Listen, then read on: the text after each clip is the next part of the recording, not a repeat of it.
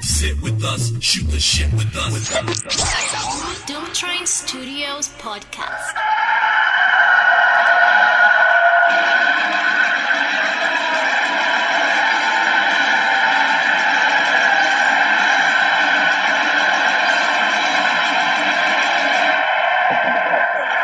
All right. Welcome to the DTS Podcast, Episode 3. I am your host, Jesse Garcia. With me, as always, is Michael Muranaka. Yes. How's it going over there, man? Sexy hot. How's it going in Colorado? Rainy. Very rainy. Is it hot and rainy, or is it cold and rainy? We've been having some weird weather over here, actually. A couple of weeks ago, it was like 70, upper 70s, super nice weather during the week, and then last week we had like a freak snowstorm out of nowhere. And then this week it's just been rain and thunderstorms in the 60s, so we'll see. Yeah, here it rains, but it's still hot out, so it makes you want to just die. Just chew glass. Do you guys get like tropical weather occurrences? Yeah. Like tsunamis and like water spouts? Actually, this is really fucked up. I think like a week ago or more, there was tsunami warnings, and there's fucking houses, like poor people shacks, where they built them themselves, by the fucking water. We've seen them too, and I always thought, man, what happens if there's a fucking tsunami or something? And there's water covering the whole city. There's pictures of it online. Fuck, I should have shown. Yeah, there's like a foot of water, like through the whole city by the beach. Dude, so did they evacuate that part of town or what? No. No, they just deal with it. Jesus Christ. Yeah, it's cool and funny and sad. People just go on. You're just like looking out your window, you're like, yeah, that's pretty sad. Yeah. They're out there and no one's helping them, and then you just go. And then Yeah, exactly. Lock the window. Then you speak for 6 hours, whatever. Yeah, there's a lot of funny news videos in El Salvador. This is off topic, but I'll get to an on topic one. The off topic one is there's this broad that's a newscaster, and they were standing in a fountain, and she fucking slipped and fell on her face on live TV, which is just really hilarious. But they had a normal thing here is, you know those taxis that you see on like documentaries about India, where there's small little red taxis that carry people like a short distance? They have those here. They're pretty common. They have them by our house to take people from our house to the bus stop, which is a fucking block away. But I've taken them a bunch of times. I don't care. So in flooded places, they have people that fucking walk in the water with like a platform, and you sit on the platform, and for like a quarter, they'll walk you across the water. So this newscaster was doing that to demonstrate it, and they fucking dropped him into the water. You have to wonder if they did it on purpose, but it's pretty funny. I mean, you're only going to get one opportunity to drop a newscaster, so... Yeah, of course. Keep the day, man. Got season. Yeah. Ah, God.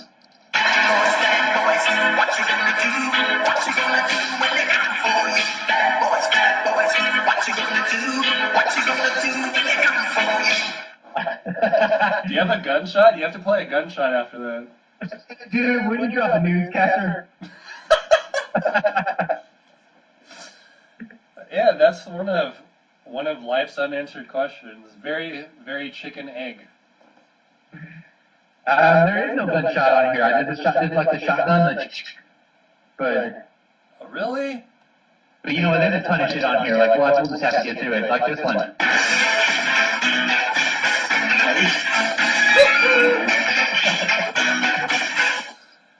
I don't know why I always think about this. I thought about it when I was a kid too. When you watch that show, you're just like, fuck, Inspector Gadget's the dumbest fucking person in the world, and Penny and Brain solve every mystery. I guess that's the point, but it's so frustrating. I thought about it like later on, like in life, if you think about it, like how much of a robot is he, and how much of like actual human is left? Like, cause like his whole body is like, Yeah, his neck elongates.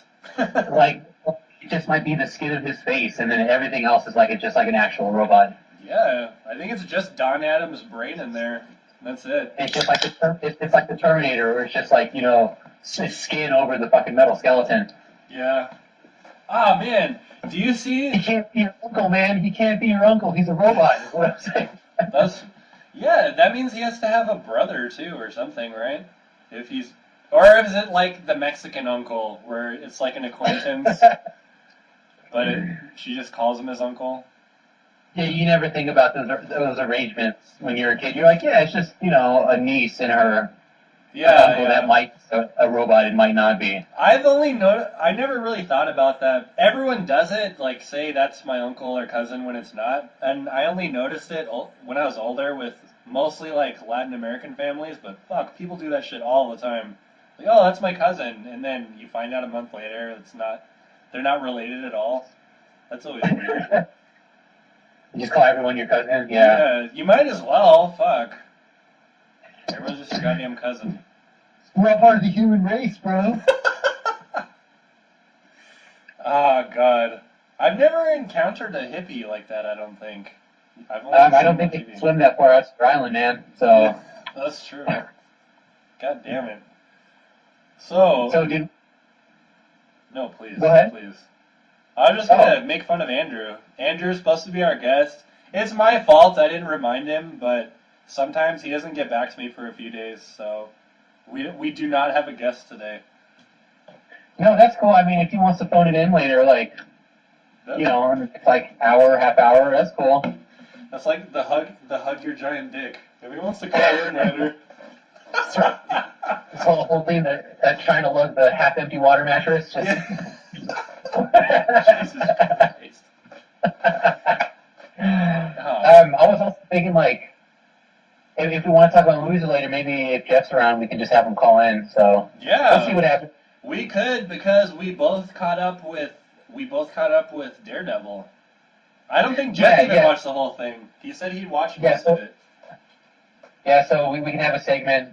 Like, I want to talk about the best of Netflix, like, right now, and we'll talk about, like, Louie Season 4, and then Daredevil. Because, like, I think we've both seen that by now. Yeah, I want to fucking explode because you haven't started watching Louie Season 5 yet. I can't believe it took me so long to see Season 4, man. Yeah, but you said it's because your friend didn't pay his Netflix bill, right? Well, I mean, that's not really the underlying problem with that. I was too lazy to get it for myself.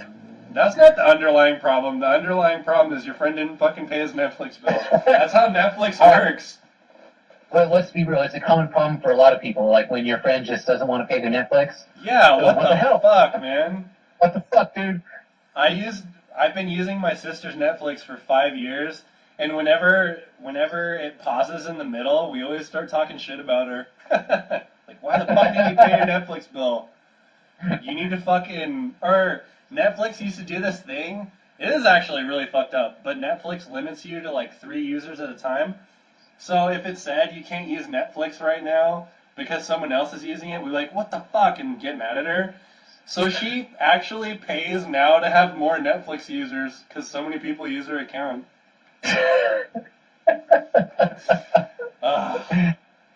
Oh man, you know what? It's not the first time I've like used someone's Netflix account either. Another time, my buddy, he stayed at my house for like a couple nights, and he like signed in, and he never signed out, and I never signed him out. I just wondered if like all the stupid shit I was watching started showing up in his feed.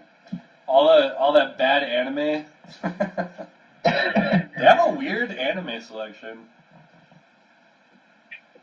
Can you hear that? Like little pops? Is it a song? Yeah, I'm like wondering if we can do light music in the background. Yeah, why not? Who cares? It gives it a funny atmosphere. Half-empty water mattress. Oh man, so what's new with you, man? Shit, I'm just trying to make money. Money. No, I'm just working. I started a new music project and stopped already. I need to get back into that. What's with Yeah, man. What's with your music? You haven't been making music in a while. Yeah, I actually need to fire everything back up. So my current excuse is that I want to throw down some money and get my MacBook kind of tuned back up, I guess, for lack of a better word. I want to pay to upgrade the RAM, and then there's a couple things wrong with it, like the touchpad's all fucked up, needs to be cleaned inside, and that's the one that I have Ableton on. If this works, I can do everything up to like playing out with it. So yeah. How much? yeah. Oh, it's pretty old already, right? That's the only one you've had, isn't it? Late 2009, actually. It's still a champ, though. That's cool. Well, it's cool it lasted that long. Because you probably haven't treated it well, right? Probably a little semen on the keys. Yeah, just a little bit. I gave it a good amount of wear and tear, like maybe a moderate amount even. That's cool, though. But I have nothing but glowing reviews to say about this thing. It's really given me a lot of service, so if I can squeeze a couple more years out of it, that'd be fucking awesome. Yeah, I don't know why my acid program it crashes all the time, but now it crashes even more, so it's kind of making me sad. Is that your main? Yeah, I still use acid. It's pretty embarrassing. That's not embarrassing. I don't give a fuck. Oh man, what version are they on? They've been doing their thing for a minute. Yeah, I owned version 2 when it came out, and that was 1998, I think. And now, Jeez. Yeah, they stopped at 7, I think. I don't think there's one after 7. So 7's the one I've been using. Really, they just kind of abandoned it, or? I don't know what happened, because it's like how Adobe bought out Macromedia, Sony bought out Sonic Foundry. So I think Sony has a few of their own programs, and they took over all the Sonic Foundry programs. So this is a while ago too. So there's Vegas, Acid. There's more. SoundForge.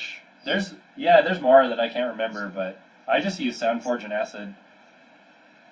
Yeah, I remember that whole like suite of applications back in the day. Yeah, they had some cool stuff. Vegas is cool too. I like Vegas a lot because it does music editing, but I would say the standard is probably Adobe Premiere, but I think Vegas is easier to use. Adobe Premiere's for sound and stuff as well? No, Vegas is for video and Premiere's for video. But okay. Adobe Premiere's for video editing. It's not so much for animation and stuff. That's After Effects. After Effects is their big program for animation and what do they call it? Whatever they call video effects. There's a fucking industry stupid term for it that I can't remember. Motion graphics, I want to say. Oh, okay, that's cool, man. Have you been playing any games? Dude, you haven't been playing games or making music? No, I actually I beat Magic the Gathering Duels of the Planeswalkers 2014. We should talk about that. I played that game. I only played the first whatever. You know how you scroll through the different level areas? Yeah. I only played the first one, and I beat 2 people, and I played the tutorial. But both my brothers-in-law are fucking hardcore, experienced Magic the Gathering nerds. And one of my brother-in-laws got to the fucking very end of the game, and he couldn't beat it, so my younger brother-in-law fucking helped him beat it. And I was watching him, and I don't know, I feel like if you know what you're doing, it's pretty easy. But I wanted your opinion on that. The last 2 was it the last guy where you have you have 2 characters that are playing against one guy or something? Yeah, that's the very last boss. Did you have a hard time with it, or did you just rape the system? No, not really. Yeah, they played the last guy 2 or 3 times, I think. And the first time they got their asses kicked, and then they figured out which deck to use. Because they suggest decks on the internet, but they kind of figured it out on their own. And I think one of the decks particularly just worked well against the last boss. Well, I mean, keep in mind when I say that, I've been playing for a minute, so I'm pretty ballsy about it. I played it on expert. Are you serious? Yeah. Fuck. I don't think I play any game on expert. You know what? For a minute, that's how I played games, man. It's like it. I read somewhere. I don't know if this is true, but like in a lot of old school games, the hard setting is supposed to be the original normal setting. Yeah, that makes sense. And like when I read that, I kind of like decided to step it up a bit when I play video games. So I kind of, when I can do expert mode, I'll try that to see what that's like. If I like a game, I always play games on normal, but if I really like a game, I'll probably play it again on hard. But, well, games are a lot easier now. I don't think that's an argument, really, compared to Nintendo games. Yeah. Consider that expert might be the way the game was intended to be played. Yeah, but the thing is one game that I just beat, Dragon Age, they just came out with there's Dragon Age 2, and they just came out with the newest one. It's supposed to be a really cool game. But Dragon Age, I was playing it on normal, and it's almost impossible because you level up really slowly, and I got killed all the time. And then I was just like, I want to fucking beat this game and delete it off my PlayStation. So I set it on easy just to beat it, and it was too easy. It was retardedly easy. They don't give you the option to like go through with your character again on another setting? You can change the difficulty at any time. See, I don't like that. Like, if you're gonna make it super hard, then like they should make it where if you go through normal, you beat the game, you get to take your character into hard mode, and then it's actually equal. That's kind of like how Mass New Effect Game was. Plus? Yeah, kind of like like how Mass Effect, the first one. Oh, yeah. Actually, yeah. But that's the thing is, Mass Effect, the company that made Mass Effect made Dragon Age, but you can't really compare the games because Mass Effect is fucking perfect. Like the fact that you can carry your character into the new game makes it not easier necessarily, but you do get a big advantage. But the balance of that game is fine. I would play it on normal, and then I'd play it again on hard, and I mean, you know what's funny? It's more challenging, but it's fun still. You know what's funny? We never mentioned that in our list of fucking favorite video games. Like that's true. That's weird. But we were kind of talking about older games, though. You're right. So I'll make the statement now, of like the contemporary, like this kind of modern era of games, Mass Effect. We could have a whole Mass Effect episode, I think. That game is so the whole fucking Mass Effect series. Best fucking video game series in a long time. Yeah, the thing too, I don't want to say it's like Grand Theft Auto, but like just the level of polish is so good. And the thing too is they radically changed each game between 1 and 2 and 3. Each one's really different.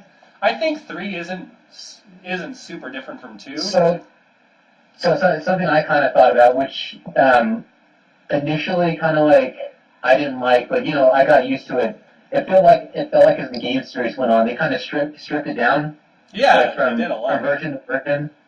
Like in the second one, you had a set amount of weapons that each character came with, and then by the third one, everyone had the same gun for like the rest of the game. Yeah. And you could add extensions or whatever. Yeah, that's what I liked about 1 is the RPG elements obviously were a bigger focus, but it was the same. You just had more choices in part 1 because you still had to pick. Like if you're a warrior, you could use heavy weapons, I think, and if you were something else, you could just use sniper rifles. But they had a lot more weapon options and upgrades and shit. Yeah, you're right. It wasn't bad. I mean, they always kept it within context of everything else, so it never detracted from the rest of the game. It was annoying though because one thing that was different about 1 is you could add fire to bullets, but in 2 and 3, it's a magic power that you could turn on fire ammo. And they had ammo in the first game as well, right? Yeah, it was different in 2 and 3. In 2, say you had the power to make the incendiary ammo, then you had to turn that power on. Sometimes. Yeah, and in the first one, it's a weapon edition. It's just a weapon add-on. It didn't take away from your powers or whatever. Your biotic powers. You're right. They polished it more along the way. So I don't know if they did dumb it down a lot, but it's still what I figured out. What was easiest for me is I would just build one power. Like if I had a pull or something that I liked, I would just max out pull and just use that a lot. So I would just I would pick like 2 or 3 main ones, like an offensive one, a defensive one, and then like one that could be both or a little more flexible. Just max those out. Dude, you didn't play the online on 3, right? No, is that nuts? Oh, it's so fun. If I started playing it right now, I wouldn't leave the room for at least 4 hours. It's so fucking fun. Even when you get your ass kicked, it's still fun. Because you don't compete against people. It's just, it's you and up to 3 other people against rounds of enemies. So, it's pretty, I don't know, I thought it was fucking fun. That's cool, man. So, let's talk about weird news. Yeah, let's. Did I tell you about that Oklahoma guy who killed his stepdad with an atomic wedgie? I saw that. I saw that you posted it, but I didn't read it. Let me see if I can find a blurb about it. I think the short version was that there was like a family dispute, and it appears that he gave him an atomic wedgie, and that at some point in time after that said atomic wedgie, he died of asphyxiation or something. How the fuck is that even possible? Wait, so what is the definition of an atomic wedgie? Isn't that when you pull it over someone's head? Like, you pull it up so high? When it goes atomic, the elastic comes like over here, like you're wearing like a do bag over, just like a Ninja Turtle bandana. Yeah. Jesus Christ. And it says here that an autopsy determined that he died after his airway was cut off from the elastic of his torn underwear that was pulled over his head from behind in a procedure nicknamed a quote-unquote an atomic wedgie. I remember seeing the guy's mugshot, and it was probably one of the better mugshots I've seen recently. He looked like he robbed a store and fucking raped 4 people and killed, did a bunch of crystal meth, but he just killed his stepdad with a wedgie.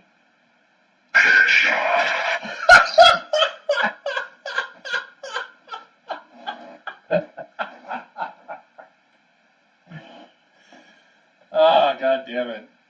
Wait, so the way that article sounds, it makes it sound like he left the wedgie on his head for an extended period of time instead of taking it. That's exactly what I was thinking. Like, he did it, and then he just left the room. Yeah. While this guy's thinking, trying to get out of the situation. How do you figure, too, the elastic isn't made to fucking stretch over your head. It would have to rip. He fucking was trying to pull a Houdini out of there, but he couldn't quite make it. The fucking fruit of the loom torture. Don't you think I feel like I'd throw up, because that'd squeeze your nuts really hard. Oh, dude, that's like, this is going to sound fucked up, but you almost need to see an autopsy picture to try and comprehend. That's not fucked up. That's the legit next step.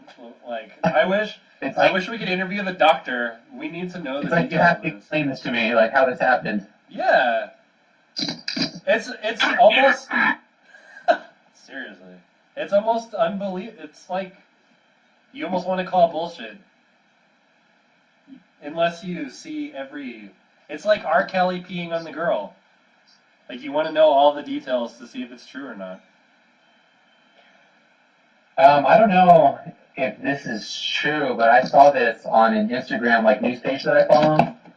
It said that, hold on, let me confirm this, but it says that in this past year, we've lost half the population of bees, which is pretty nuts if that's true.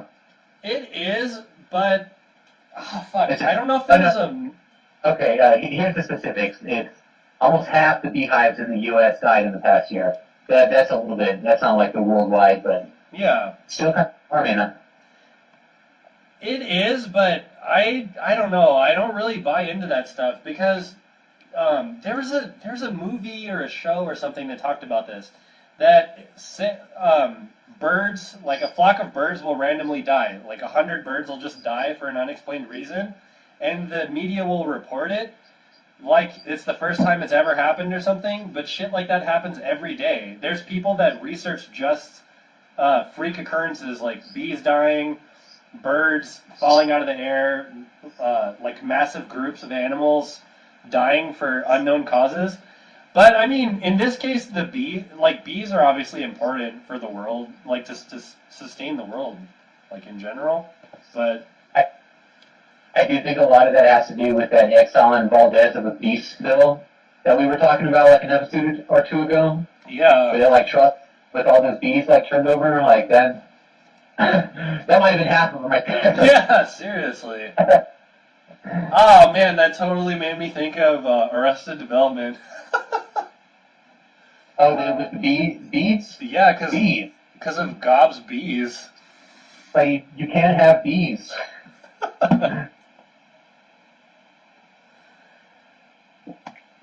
Fucking bees. Yeah, we were talking about this yesterday. Like, I don't think the season was as good as the other ones, but we still have like a bunch of moments that were fucking funny from the show. Yeah, there's still a lot of good stuff in there. It seemed kind of shaky overall. Like, Yeah. My biggest disappointment, like I said, was I thought it was cool that each episode was about one character, or like focusing on one character. But I thought that how they would shoot the same scenes over and over, and then you figure out someone else was actually there at the time. I thought something bigger would happen at the end, and then it just ended. And that I thought was really disappointing. yeah, they were really building up to something, it seemed like. So yeah, so it's like, what the fuck would the next season even be about? Yeah, all of a sudden there's a murderer now, and like, that, like, I kind of saw they were heading towards it, but they really kind of took us there in a really awkward fashion. Yeah. I guess I don't know. There's a lot of good and a lot of bad, I guess. Fuck, Mad Max came out today. So I was watching like this YouTube video of this dude. He usually like reviews like movies and shit. Uh-huh. I don't remember what his name was, but he usually gives pretty reliable reviews, and he said that it's the best action movie that he's seen in a long time. I'm trying to think of a good action movie in recent memory. I haven't seen one in a long time. You know what movie was... I didn't expect anything out of this movie, but it ended up being really good, was The Edge of Tomorrow with Tom Cruise and the hot British girl. Did you see that one? You know, yeah, that was really good. That wasn't what I expected. Yeah, I thought it was going to be because I thought it was going to be exactly like Oblivion, and we saw Oblivion in the theater, and I liked it because it was so stupid. For me, like, it was so bad it was good, but I thought... You didn't think that was a good twist? It was good, but it was just so, like, out there. Everything in You know, that movie was just really out there to me, I guess. I really bought in on the twist. Like, I was kind of like, what? No! But that's how I am with movies that are good. Like, I'll just jump in. Like, Yeah, exactly, because it's not fun to be skeptical the whole time and try and, like, point out reasons not to like the movie. It's more fun to just enjoy it, for sure. I enjoyed it, but I just thought it was silly. I don't know. I don't remember. Did you see Elysium? I didn't. I really feel like I want to see that. They were going to cast Eminem as the main character. Did you hear about that? What? That would have been so much better. Really? No, I'm kidding. Like, it would have been. It might have actually been good. Who knows? But it's good right now. That would have been hilarious. Did you like Elysium?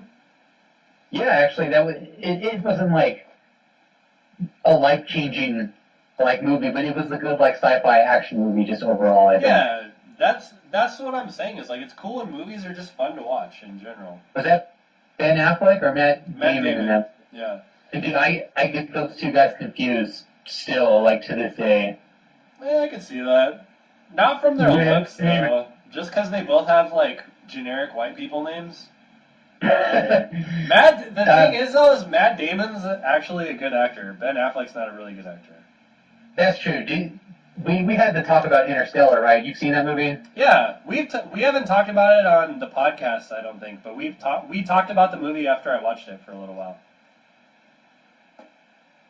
Yeah, that fucking moment where they unzip that bag and then fucking Matt Damon's face, it just comes out of nowhere. Exactly at that moment, I fucking sat up and I was like, "Is that fucking Matt Damon?" I thought the same thing. I'm like, who fucking brought Matt Damon's Yeah. face? I like Matt Damon. I think he's a good actor, and he's in a lot of really fucking good movies. But I don't like movies where he's an asshole, and he's a hardcore asshole in that movie. And he was a good asshole in that movie, but it was you see him and you're like, oh dude, who invited Matt Damon? Yeah, and the thing too is he's a good actor, but he's really good at acting manic and scary like that. Like in I was gonna say Elysium, in Interstellar. So it makes it, the way he acts is fucking scary. Like when he's gonna fucking kill him and he's just like, I'm sorry, I have to do this and blah blah blah. That's the scariest shit anyone can ever do. If it's you and them, and there's like, I'm sorry, but I want to save myself, and I'm going to kill you. It's such a good sci-fi movie, man. It was really good. I was really impressed. I was really hesitant to watch it because of that other fucking movie with Sandra Bullock. That movie was really terrible. Gravity, I thought it was good. Like, I gave it a shot, and I thought they did a good job at capturing like how scary it'd be to be in space. Yeah, exactly. How fucking scary that shit is out there when there's no one except for you in a vacuum. Yeah. You know what that makes me kind of want to talk about too is, so we were talking about this, that Interstellar, I think you said the same thing, but it reminded me a lot of 2001. Like, elements of the movie I felt like were a nod to 2001. Like, the robot guy reminded me of the what do they call them? The totems or pillars or whatever. But just in general. But, I don't know why I'm even bringing this up, but so, like, 2001 is a really convoluted story. But, I mean, Stanley Kubrick, I think, made a few movies like that. But 2001, I think it's a really good movie. The way they made it, the way they filmed it. Like, the fucking guy, like, the people being killed by the computer, like, that's all, like, really plausible. But then it gets super weird at the end. That's kind of what happens in Interstellar too, right? Like the whole thing's normal till the end.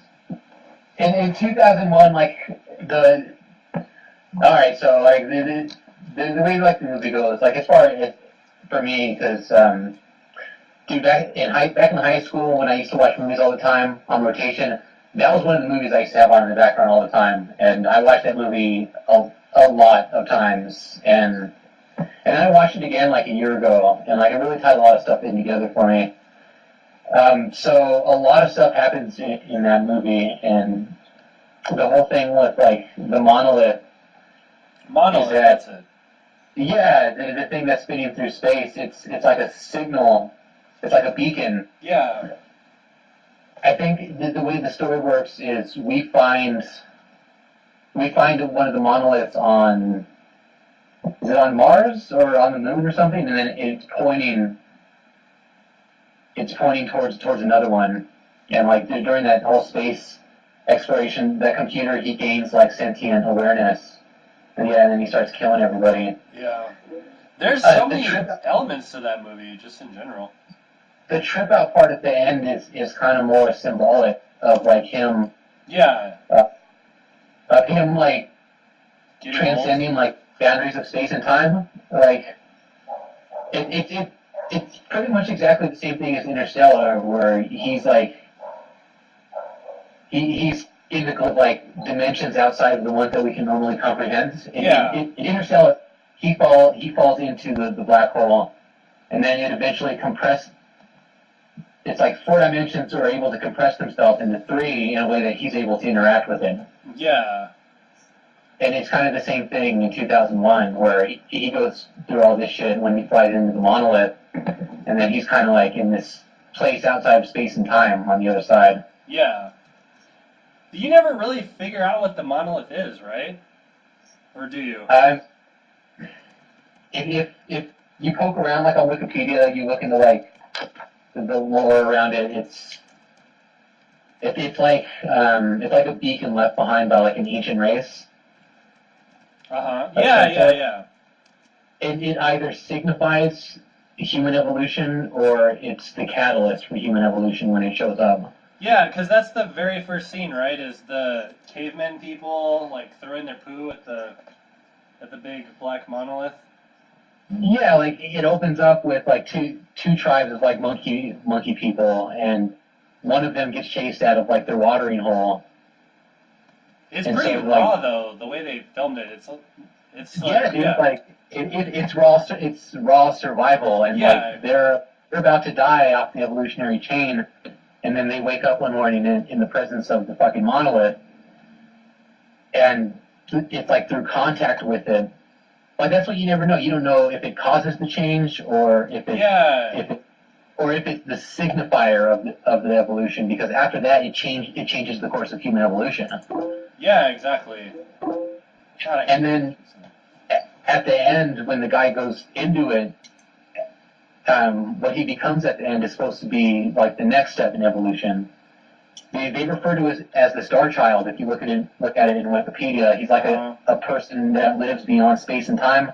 That's why he's always like in a state of dying and being reborn. Shit, I need to watch that movie again now. If you watch 2010, like the movie they made after that, it's I not forgot about that. it's not fantastic, but it's an all right continuation of it, and they kind of explain a little bit about what happens. Did Stanley Kubrick make that too, or no? Here, let me check. You're making the, what did you call it? The fucking. Oh, okay, you gotta lug that half-empty water mattress. Yeah. Carry it towards the truth. Is Stanley Kubrick dead? I Here, don't you know, look man. up 2010. I'll look up is Stanley Kubrick dead? He's a fucking genius. I was listening to this interview with him, and it was one of the most interesting things I've ever heard in my life. He was talking about how he got started making movies, and he is dead. He died in 1999. Oh shit, he's super old though. He died right after Eyes Wide Shut, I think, right? Yeah, you're right. You're right. Man, did you see that movie? I didn't, but you know, I see it every now and then, and I kind of think about watching it. Yeah, It's weird. I've seen scenes of it, and I'm always like really trashed. So when I see it, it kind of like scares me. So I change the Hey, what channel. was I looking up? Huh? What was I looking up? 2010, Another Space Odyssey. What about it was I looking up? That if it was good or something, or if it was made by Stanley Kubrick again. Oh, that's right. Shit, sorry, I fucking blanked. No, that's cool. I blanked. That happens to me pretty much every other thought. That was... Yeah, so that interview, I'll try to find the interview again, but it's this interview with Stanley Kubrick, and he pretty much said that they used to make, when you would go to the movie theater to see movies, they would have short films before the movie that are like 10 minutes or something, and he thought, like, oh, fuck, I can make that, so he just would put together money to make these short films. And he made like a documentary or something about birds, and he would show it around, and he just made movies for the sake of learning how to make movies, and then I don't remember which one got him big, but fuck, it was such an interesting it was such an interesting interview. Because compared to most people, he's really, a lot of his films are really brilliant. What's the word? Prolific? Yeah, prolific is, I always thought prolific meant that you were really smart or something, but prolific, I later found out, just means hardworking.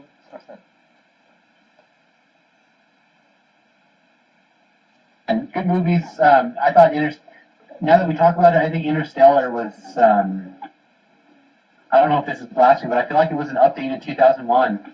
Now that we're talking about it, I kind of want to say that too. It's so similar. The stories are the same. Like humanity's just kind of lingering, waiting for the next evolutionary jump or next big thing to happen. Something appears out in space that's more or less a signal for us. But Interstellar's necessity, though, right? I don't think 2001 was out of necessity. It wasn't. It's more of like us chasing. Yeah, 2001 was us chasing the monolith because it reappears again. But yeah, no, it's funny you said that. That's exactly what I was thinking. The more that we talk about it, I'm just like, fuck, it's exactly like 2001. Except like without like the aliens and yeah, it kind of has another presence. Yeah. That's kind of the same thing. You don't know if it's aliens or like some kind of like future race, or in Interstellar they kind of talk about, they hint at that it's beings from the future that are able to through gravity they're able to influence stuff. I don't know. I kind of get lost trying to comprehend it. Yeah, the thing is, the way I understood it is they're not necessarily from the future, because the way they go through the whole movie is there's just different relativities with time. So they went to that island and that guy died and they were there for 10 minutes and then they go back and the black dude was there for 20 years and he was all depressed. It's so heartbreaking too when I think about that. Yeah, if I was the black guy, I would have snapped. Like, I wouldn't think that was even real. 20 years. Yeah, in a enclosed space that you can't leave feasibly. I really got to give it to that movie for being able to like break down a lot of like space, like physics. Yeah, space for sure. Stuff, like to the level that like a guy like me can understand, and even in doing that, like you can show how fucking scary that stuff is, because it's it's a lot to consider. It is, yeah, it's really scary. Just everything they did had such extreme, dire consequences that when he got back, his fucking daughter was like an old lady. About to die, relativity's nuts. Like, that's the stuff we got to consider, like, as a human race going out there. That's pretty interesting, too, if you think about it, is Christopher Nolan's made some really fucking weird movies. Like, he's made a lot of really good, really out there movies. The first time I saw, what's the other one? The Dream Within a Dream movie.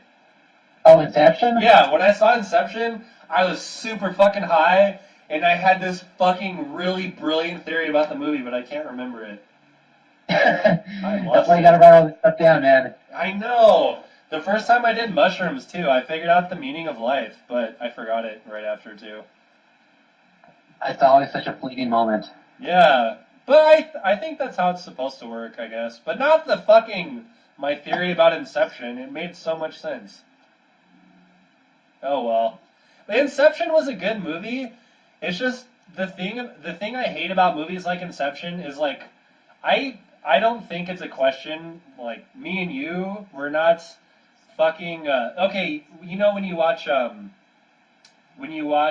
Waking Life and they talk about how human beings are just human beings, and then there's people like philosophers every 100 or 1,000 years that are just brilliant.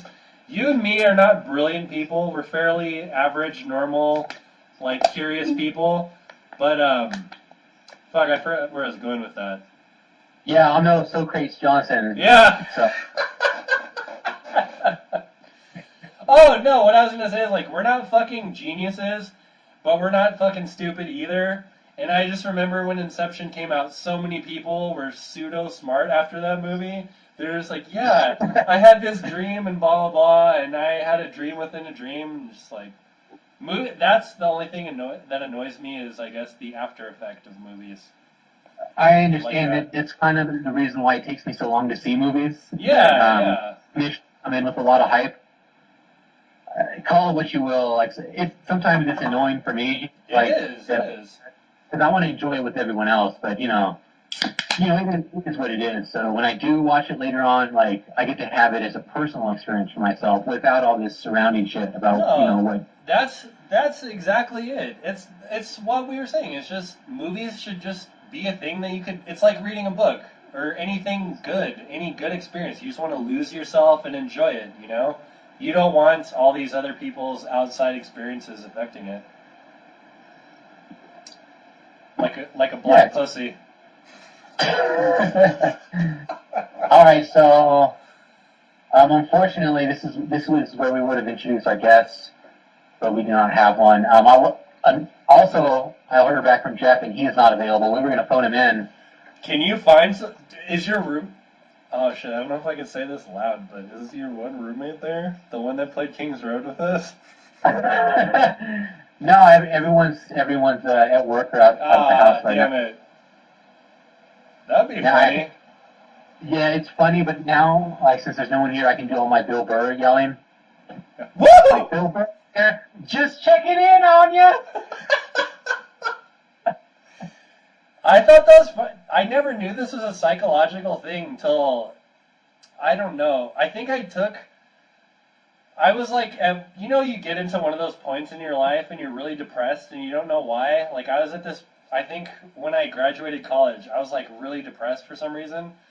And I went to the doctor and I just pretty much told her I was depressed, so she gave me like medicine or whatever. But like she made me take a test that said, and I can't remember what all the questions were, but it was all really stupid questions.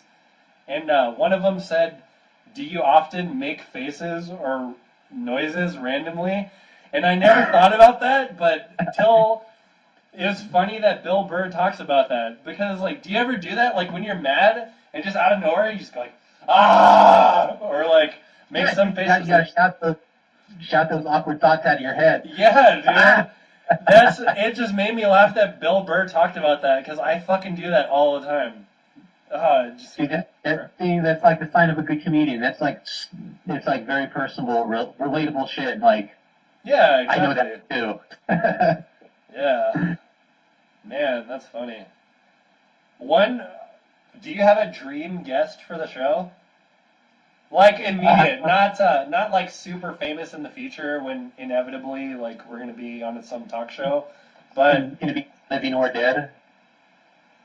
okay, how about one living and one dead? Like immediate though, not like Brad Pitt, like someone that's you could see happening in the next year. Do you have anyone in mind? Like, I might need to think. Yeah, that's why I'm bringing it up. I really think it'd be cool. I really want to talk to the Infinite Waters Diving Deep guy. Because I want to see who he is behind the videos. You know what I mean? I want to see if he's really like that all the time, which would make me sad. But I want to see like his character around people. You know what I mean? Like if you're his best friend. You want to see if he like breaks character on air or something? Like he's coming to record and on camera he like stubs his toe. He's like fucking shit. No, I just want to see who he really is because it's hard to take a lot of people like that seriously. I think he does a really good job and I really like his videos and stuff.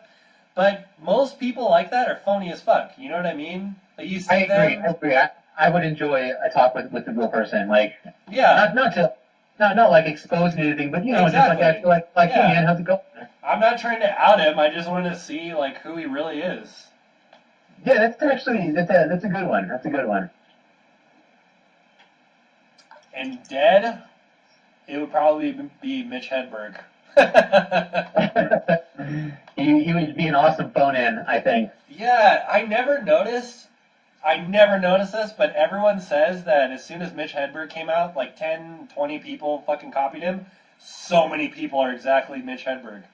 That guy, that old guy that we were talking about that opens on the new Louie C.K. special, I don't know if he came out. Yeah, I don't know if he came out before Mitch Hedberg. His comedy is exactly like Mitch Hedberg. Him and Dimitri Martin, like he's a little too dry for me. I gotta say. Yeah. I don't know. Like, I have a weird thing with him. I heard this comment. My sister was always into comedy, and she showed me this. It's like a comedy show, but it has all these comedians for 10 minutes, and the only standouts on the CD, depressingly, were Mike Birbiglia and Dimitri Martin. I thought they were fucking hilarious. They're not anymore. Obviously, I grew up. But you fucking cocksucker. But I liked Dimitri Martin at the time, and now I'm just like curious to see what he says. I don't know why. For better or for worse, some stuff he says is funny, but most of it isn't. But his comedy, I've heard interviews with him, and he says his comedy, a lot of people compare him to Mitch Hedberg and say that he says that he rips off Mitch Hedberg. But if you fucking hear it, it's true. Like, so many people sound exactly like Mitch Hedberg. Because Yeah, I feel like. Mitch Hedberg just says whatever's on his mind. And it's really, Mitch Hedberg's mostly dry humor too. It's just every once in a while he says something really funny, and he has a lot of charisma. That's it. His delivery was excellent, though. I gotta give him Yeah, that. oh, for sure. Some of his, He yeah, when he was on it, he was fucking on it.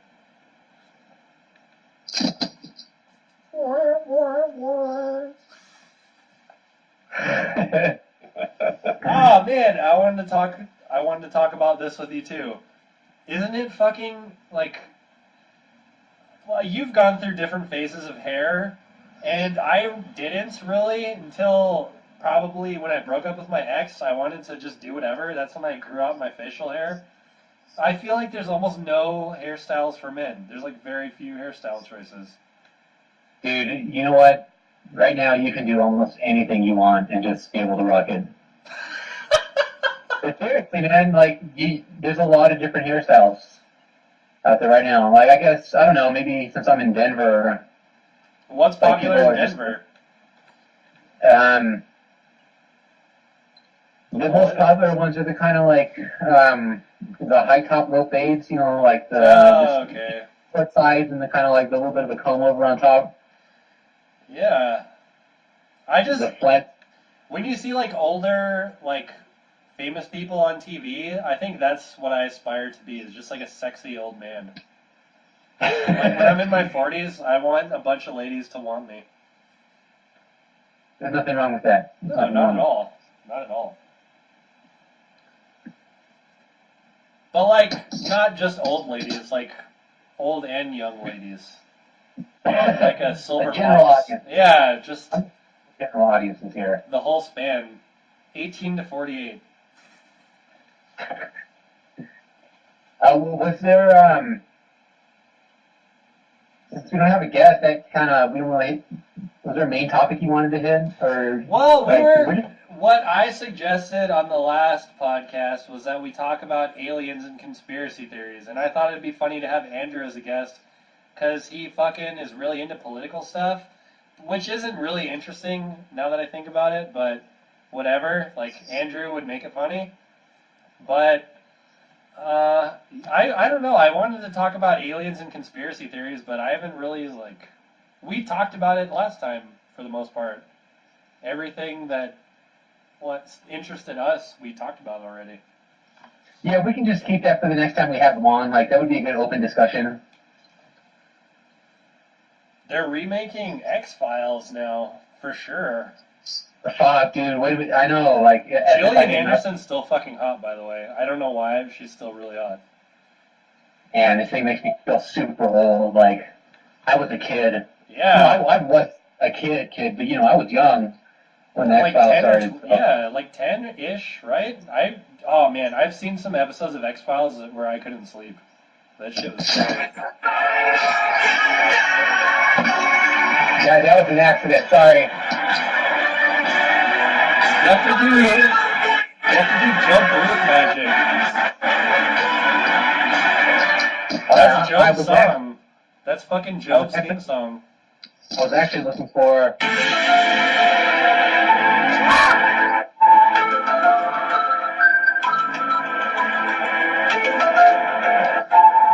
Yeah, so I, for one, am very much looking forward to the relaunch or / reboot of the X-Files. I'm pretty hyped that a lot of the original crew and cast is coming back, so, I didn't watch the whole thing, so that's the only... My dad was really into it growing up, so yeah, you mentioned that. I used to watch a lot with them, and such a good show. Such a really good show. Yeah, I started watching it on Netflix, and fuck, I'm gonna go through and watch all those. It was really interesting, and plus, the actors are good. David Duchovny and Gillian Anderson, they're both good actors too. I forgot that it's on Netflix. You know what? That's the topic for the day. Netflix. Yes. How it's enriching and also ruining my life. Don't the bane of my Netflix experience is that my wife, like, she'll watch fucking any movie, so she'll pick random ass movies that you would never think to watch, and she'll fucking watch them. So my choices are to, like, hang out with her and watch it too, or just fucking leave, so I have to leave sometimes. You don't want to watch The Werewolf of Chode Lake? Well, don't get me wrong, I mean, I would, but... But you know what, the second one's way better, so... Yeah. Third one, unwatchable. What is that Netflix original one? Is that what you're talking about? Which one? There's a Netflix original show about werewolves, and it's really stupid.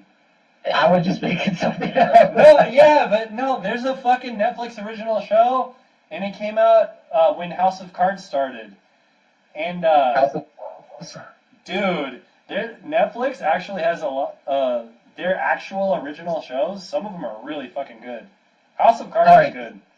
It's a good transition point. I wanted to talk about Daredevil, like Okay. one of the new original Netflix series. So me and you, we finally got along to watching that. I closed it out for me last week, I think.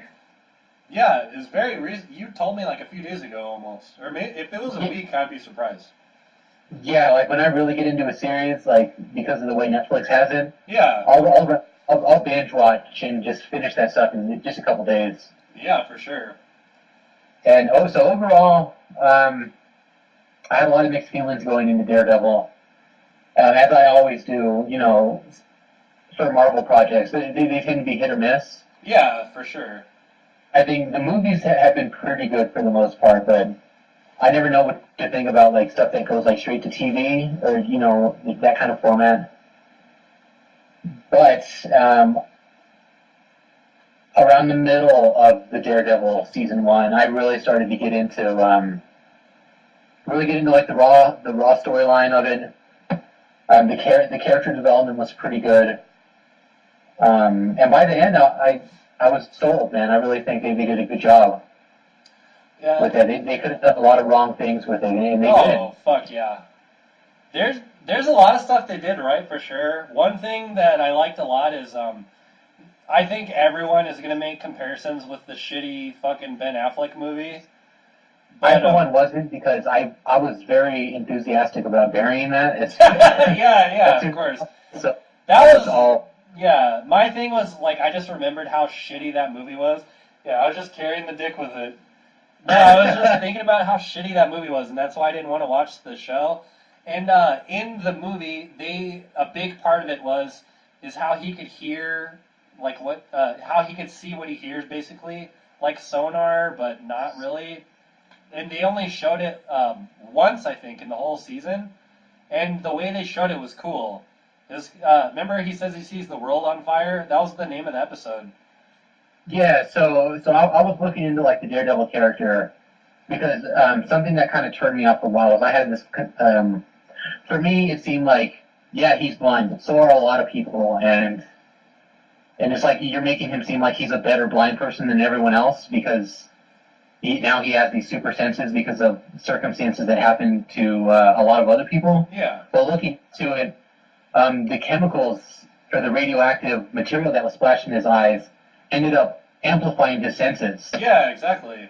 So with that, that works for me. It's like now I'm like, oh, there we go. Now, yeah, it's even kind of a generic comic book trope too, but it still works, I think. Like that works. I just wasn't buying. It's like now I'm blind, but now all of a sudden I'm the best blind person. Yeah. But the thing about Daredevil too is he's like Batman. He's special in that he could still see he's blind, but everything Daredevil does is because he learned how to fight or he figured something out, you know? Here's what I like about this. Like this is like year 0 of Daredevil's career, so he's getting his ass kicked all the time. Dude, yeah, he gets fucked up so many times. That's the cool thing too. He They gets make it stabbed. real. Yeah. Shot at and like that. I like that. You really got to portray that stuff. That's different. Yeah, it's cheesy, but I still think it makes sense. They talk about meditation and that that he meditates in order to focus, and he can control his body and make himself heal faster. It sounds really stupid, but I buy it. I don't see. I mean, the human mind is so powerful, you know. Yeah, in the comic book context, like that works for me. Like, I have no qualms about that. One thing that we were talking about that sticks out to me too is I think the standout character for sure is Wilson Fisk, and I like that they showed his whole, like, why he was a fucking angry person when he was older. Just even the reason why he liked that painting, because his dad would make him stare at the wall and stuff, you know. He remember when he's looking at it, he just said that it just makes him feel alone. Exactly. Or he feels when he looks at it. Yeah. Yeah, that's real shit. That's like adult stuff. That's not just. They really portrayed him as like a really flawed character with like a void inside himself. But he was actually endearing in a sense, you know. You almost. Well, yeah, you understand him. Even though he's this fucked up, horrible person, you understand him. And in a comic book world, you don't really see that. It's always like black and white, like this is exactly. This is the superhero, and now it's like, wow, he's he has some shit happen to him, and he's actually a human being dealing with his darkness. Yeah, they showed the whole thing. Yeah, the way that they did it though, they obviously focus more on Daredevil's childhood and him, but it was almost more interesting to me, Wilson Fisk for sure. The only kind of cheesy moment for him, I think, was the whole season. He kind of talks about how he wants to save the city and make it better, and then at the end, he gets arrested and stuff, and he kind of makes it seem like, oh, the city doesn't love me, so fuck the city. Now I'm gonna focus my life on destroying the city. That was like the only cheesy moment for me, but it still worked. And I think we've been talking a lot too on the podcast about violence and stuff in comic books or whatever, but I think the shocking violence in the show really worked for it, especially with Fisk, like how he would just fucking snap, and like that first guy that he killed, he slammed his head in the door like a million times. He is such a fucking, he's on this thin thread of just snapping all the time. Yeah, and he did it because, why did he do it to that guy? Because, he messed up his dinner with his woman or something. Yeah, because he... you know what? I gotta say, I like how awkward he was around that woman. Exactly. He was vulnerable. Yeah, and actually, that's the big thing of it. He's vulnerable, he's human. He's not, the Joker doesn't care about anything except for, inciting chaos. And Wilson Fisk is a human being, and he does fucked up things with good intentions in a way. But, that could have been the first time he even opened up to a woman, you know? And she was fine, too. She was classy. Yeah, I'll say. Yeah. Stuff like that really blurs the line on who's the good guy and who's the bad guy. It's two guys on the opposite, in two different worlds, kind of struggling to make right. Yeah, and that's what's black and white about the show, is that Daredevil, he just sees that if you do anything seemingly wrong, then I'll take you down or whatever. But when there's a part two, they say this in almost every comic book and show, but Wilson Fisk says, we're the same. And they really are, if you think about it. They're doing whatever they need to do to, get to their goal, which was a common goal in reality. If their mind, the other person standing in their way, so... Yeah, exactly. And, I don't know. It was a really good show. Is there anything you didn't like about the show? What's that? Is there stuff you didn't like about the show? At first I didn't like the kind of sitcom-y, kind of Law and Order-ish, kind of playful banter between young lawyer interns. Yeah. But I mean, I get it. They're setting up their firm, and after a while I started liking the characters, so I didn't mind that. I like the characters, but the guy that plays Foggy is too much for me. I mean, it's not enough for me to not want to watch the show, but he's really He's a real, like, super cheeseball. He's Why always you that hating on guy in Foggy? every movie he's in. Huh? Why you hating on my man Foggy? Doesn't that sound like a sex thing, Foggy Nelson? And I gave her the old Foggy Nelson. I'm gonna be in court here pretty soon for it. So. Well, yeah, I didn't hate him, but he is kind of a cheesy character, and the girl too, his BBW girlfriend, the blonde one, she was kind of out there too. Yeah. I feel like she was kind of like the necessary eye candy to throw in. Yeah. Like it's episode, so we better throw some TNA for people to look at. That was one kind of interesting thing too. I don't know if it's just me, but I feel like they didn't have like classically like slutty hot women. Like all the attractive women in that show, like still had character. You know what I mean? I agree. Like, I'm trying to think of an example, but whatever. But usually, especially with comic books, they have like super fucking hoish looking women with giant tits and ass. And in a lot of movies, they have like obviously really hot women, but this one, I don't know. It seemed like they all had more character. That's the only way I can put it. I agree, man. I agree. And I would like to add. Hold on, let me look this up.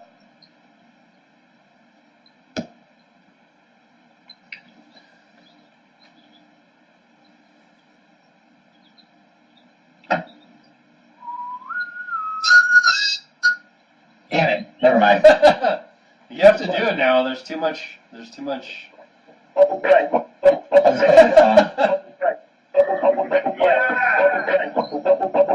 can't believe Aaron Wareheim directed that. So all in all, I highly recommend Daredevil to anyone that hasn't watched. Netflix is pretty on fire with their seasons, with their shows. Yeah. Have you watched any other ones besides Arrested Development? I haven't actually. I haven't watched House of Cards or anything like that. But I want to talk about Louie. Oh, dude, can I take a piss? We should take a piss break real quick. Yeah, I was gonna say let's take a little break. When we put on some music here. Let me take a break. Bubble butt break. The bubble butt break. All right. Favorite song from high school? Put it on YouTube. Oh shit! But it has to be like 5 or 6 minutes long. Alright, this might be. You know what? I'm just gonna put on Punk Rama 3. 2 is the best. I think 2 is the best. No, fucking 3. 3 and 4, like 4 was the first one that was really good to me, but 2 has like fucking real fucking songs like Code Blue. 2 had Bad Religion, huh? I think which one had I Broke My Dick? Or she broke? Is it I broke my? She broke my dick. She broke my dick, and it's like a minute long. She broke my dick. I broke his dick.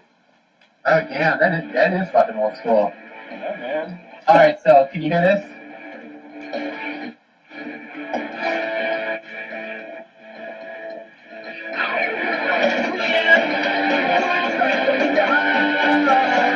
Nice.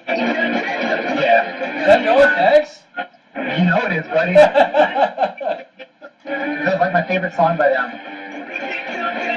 Alright, are we doing the piss break?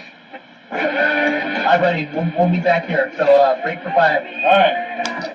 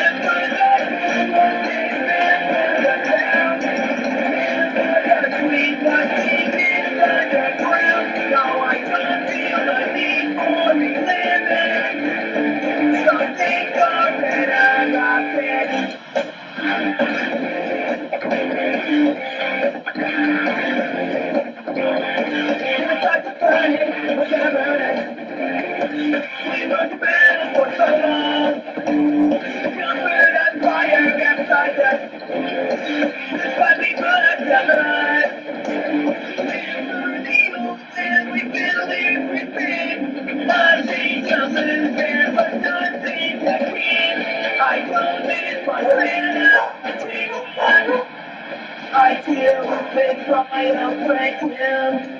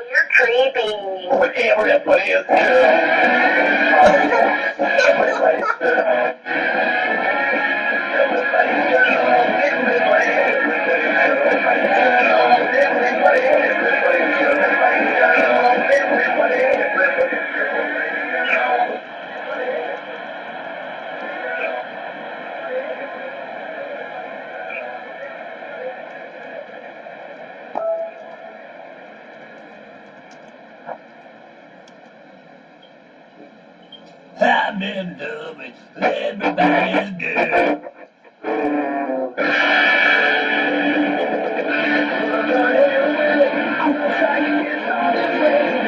I try to take the ride, I don't need a achiever. The government, the type of guy, the lady goes, the reason why, my guess, and I'm too high. I wanna play the too loud, and I'm playing on the way again. I'm pretty sure.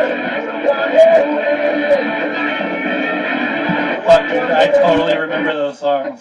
Goddamn, I love this fucking song. Did you hear the song before it? That I'm in love with everybody's girl. I used to love that song. Dude, I'm kept punk around with threes my entire life through high school. Just, I'll be right back.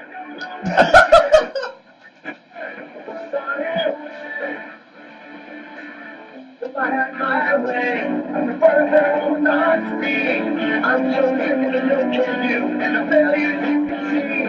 At any rate, from looks fake, everyone's dying now.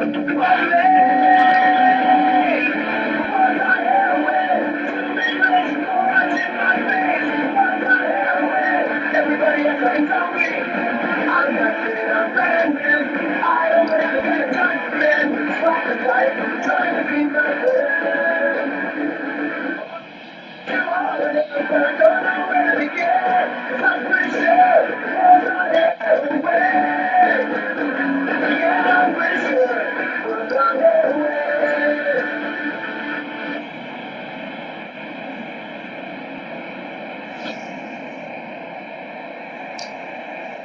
Whoa!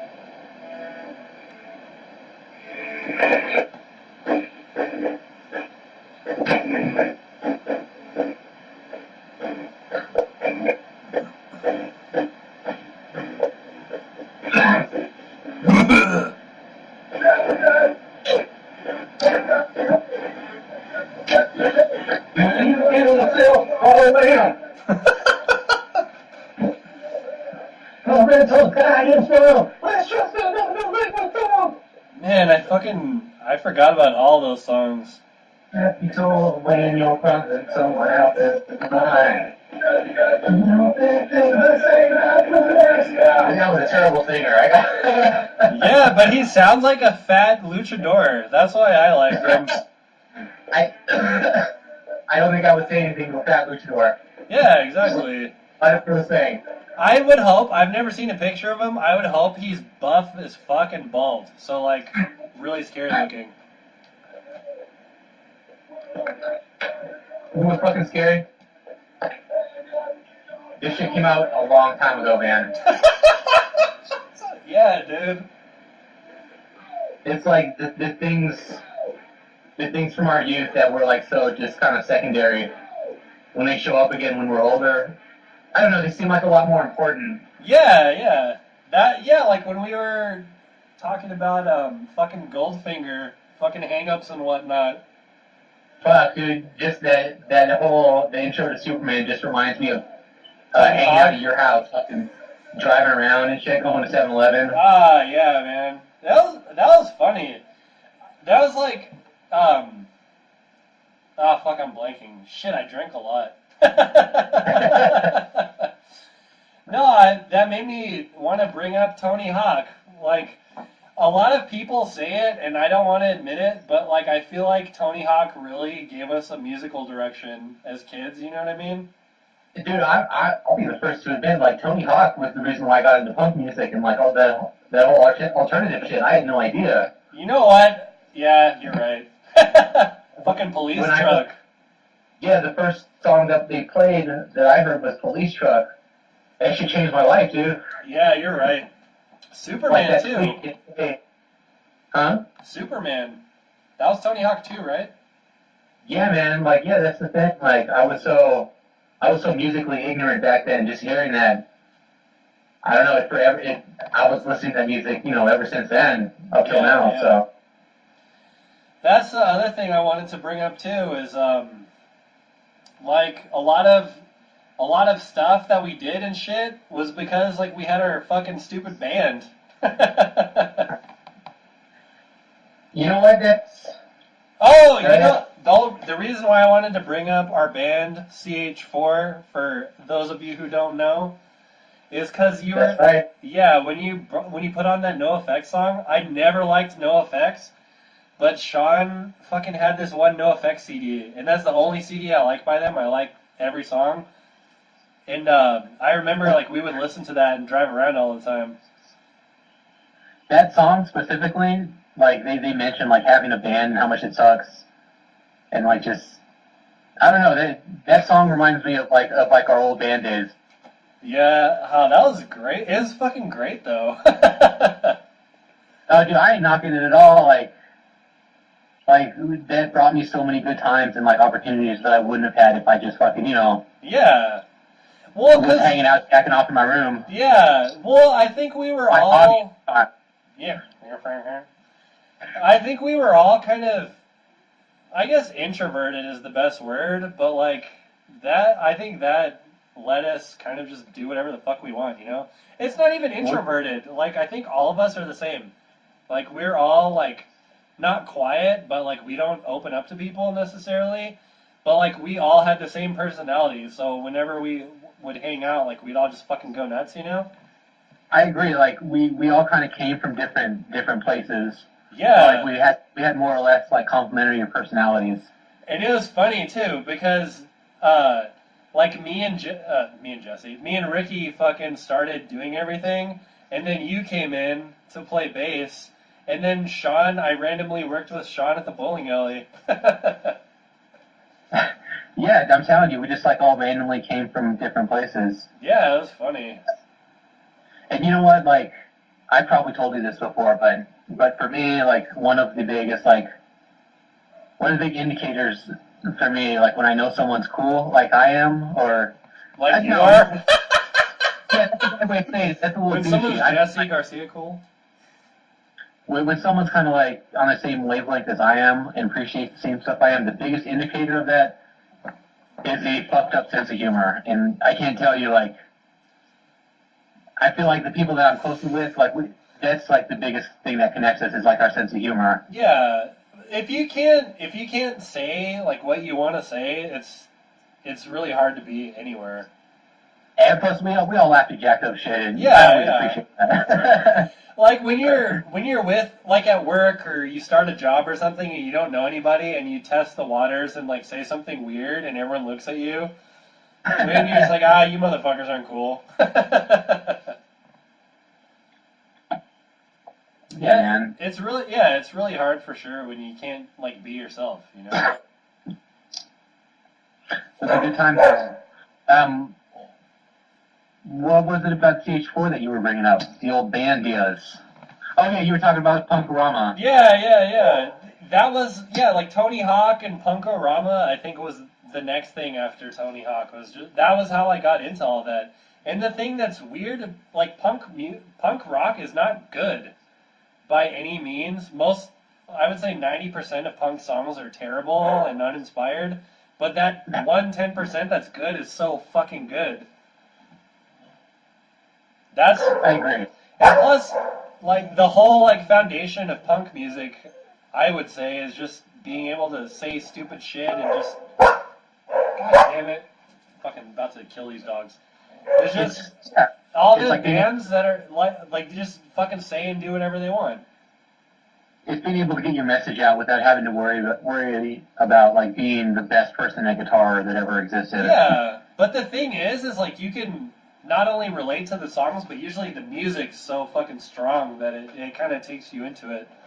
Yeah, it's raw. It's close to the source. Yeah, I think that's why we all got into Misfits too, is because if you think, again, like punk rock music, you think like militant, political, fucking boring shit or whatever, but Misfits, they just like fucking scary movies. Yeah, that was the thing. We all watched horror movies growing up. Yeah. That kind of fucked up stuff. That is true. I guess since I'm buzzed, I'm just kind of reminiscing. You can play the Wonder Years music here. I don't think I have it on my soundboard.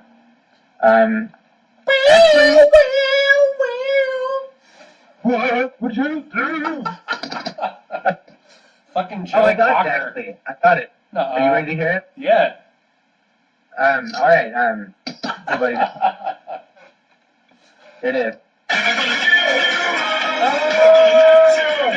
Motherfucker. The Rickroll Alive in 2015. Yes. Did you see on the thing? I think it was the Thanksgiving Day parade. The Cartoon Network float. They had all the characters and shit dancing on the float, and out of nowhere they play that song, and Rick Astley really came out and fucking sang the song in front of everybody. Well, I'm sure he wasn't doing anything that day, so. Oh yeah, of course. Man, why is 80s music so good? Dude, retro music's back. Yeah, you're right. For a few years now, there's a lot of acts that kind of just sound like 80s music, but it's good though. Yeah, what do you think about that? Those retro kind of sounding producers. I said it about punk music, but it's music in general. Like, most of it sucks, but the acts that are really good are really fucking good, you know? There's some groups that are really good, like, shit. The only song that comes to mind, and this is probably a bad example, is, there's that band, The Friendly Fires, and they had that song that Paris won. And there's an electronic group called, is it Airplane? I don't know if it's Airplane, but they covered it, and that was like everyone's song in 2010, but it was really good. What do you think of this?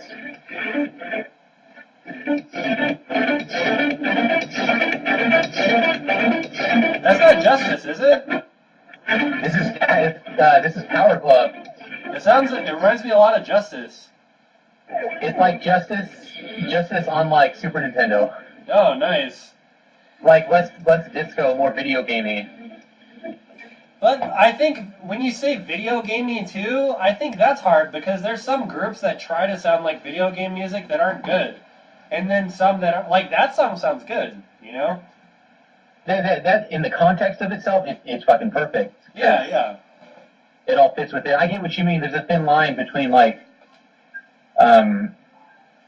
going for that vibe and then like pandering to that vibe, where exactly. It's just like all cliches of the genre, and then it doesn't offer you anything. A really good soundtrack that comes to mind from that is have you played Fez or heard of Fez? No. It's kind of old already. I never heard of it or anything, but they made this movie. It was on Netflix. It's called Indie Game the Movie, and it's about these 4 really big indie games, and they interview the developers before the game comes out. And Fez is one of them, and this guy's a total douche. And he made this game. It's really innovative. It's not that fun though. I have it on PlayStation.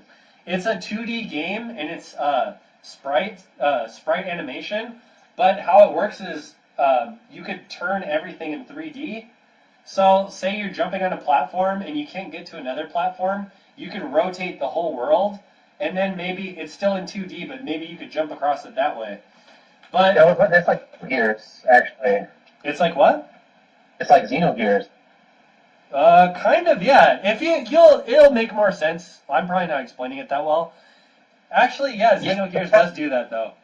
But the soundtrack is all like old fucking Nintendo sounding music, but they add a lot of atmospheric effects to it and like good drums. It's all down tempo, but it's really nice. You should send me some links or post a link or something. Yeah. Fucking just do something with your life. Yeah, like a fucking black pussy. I'm trying to make that a thing. Like whenever, just break the tension by saying like a black pussy. And then everyone just like laughs and like, this guy. And then the second time he's there, like he keeps saying it, and there's like, oh, that's all that guy says is just like a black pussy all the time. They're like edging away. Just Yeah. That sounded like Stan's sister. Let's talk about Louie season 4. Yes. So yes. This is going to be super like probably irrelevant, outdated by now because everyone's watching season 5. It's not. But I do my shit. Yeah. I gotta be the last person in the world to watch a movie or a series. So that's cool, man. I guess Me too. that'll be my opinion. It's just like opinions from the last person on the planet to watch something. And so our topic is Louie season 4. What did you think about the first 3 seasons? To preface it. So we kind of talked about this before. I was actually watching the first season again. I kind of started back from the beginning. I think, so as you and I know, we've kind of talked about this. He had his first run of the show on like HBO. It's called Lucky Louie. Not A lot great. of it incorporated his like stand-up and like radio shit. And then Louie, again, when like he came back with this show now, I feel like he recycled a lot of that same stuff again. But I think I like seasons 1 through 3. I think it was a little rough at the beginning, and then he really stuck with it. The characters developed well, the storylines got better. So by season 3, I was pretty engaged with the story, with Louie as a character. And so the first 2 were kind of like lighthearted, kind of occasional bits of dark humor. 3 was kind of like one of the more. It was more serious, like for the majority of it. It was still kind of like Louie, so it was still funny, but there was, a lot. That girl gets brain cancer or something, doesn't she? She gets cancer, but I can't remember what kind. Yeah, the girl he ends up finding again. Yeah, there's a lot of like serious matter in season 3, and then even at the end, where it builds up to him getting chosen for the Letterman show. even that, like, he doesn't get it, and it just kind of ends. It's like bittersweet, it's with still more bitter and less sweet because he gets screwed out of that at the end, but he still has to wake up the next day. Yeah, exactly. So season 4. Season 4. So I started yesterday, and I finished at 2:30 in the morning. I felt like that one is definitely, like, if you're gonna binge watch it, or if you start watching it, like, you're gonna end up watching the whole thing, because you can't really watch an episode and not, like, you'll be dying to know what's gonna happen in the next episode.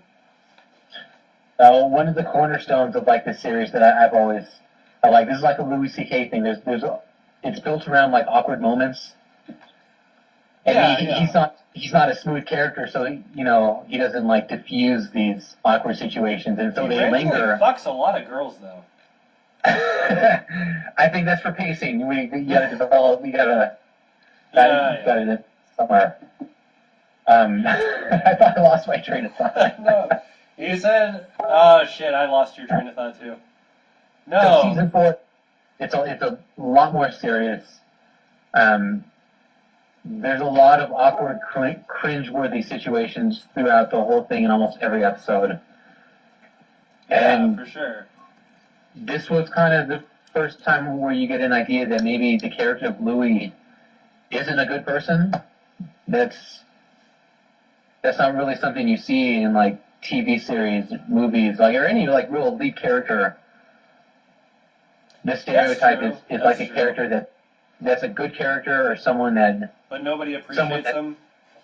That has the possibility for redemption, where it seems like the character of Louie is just kind of set in his ways, and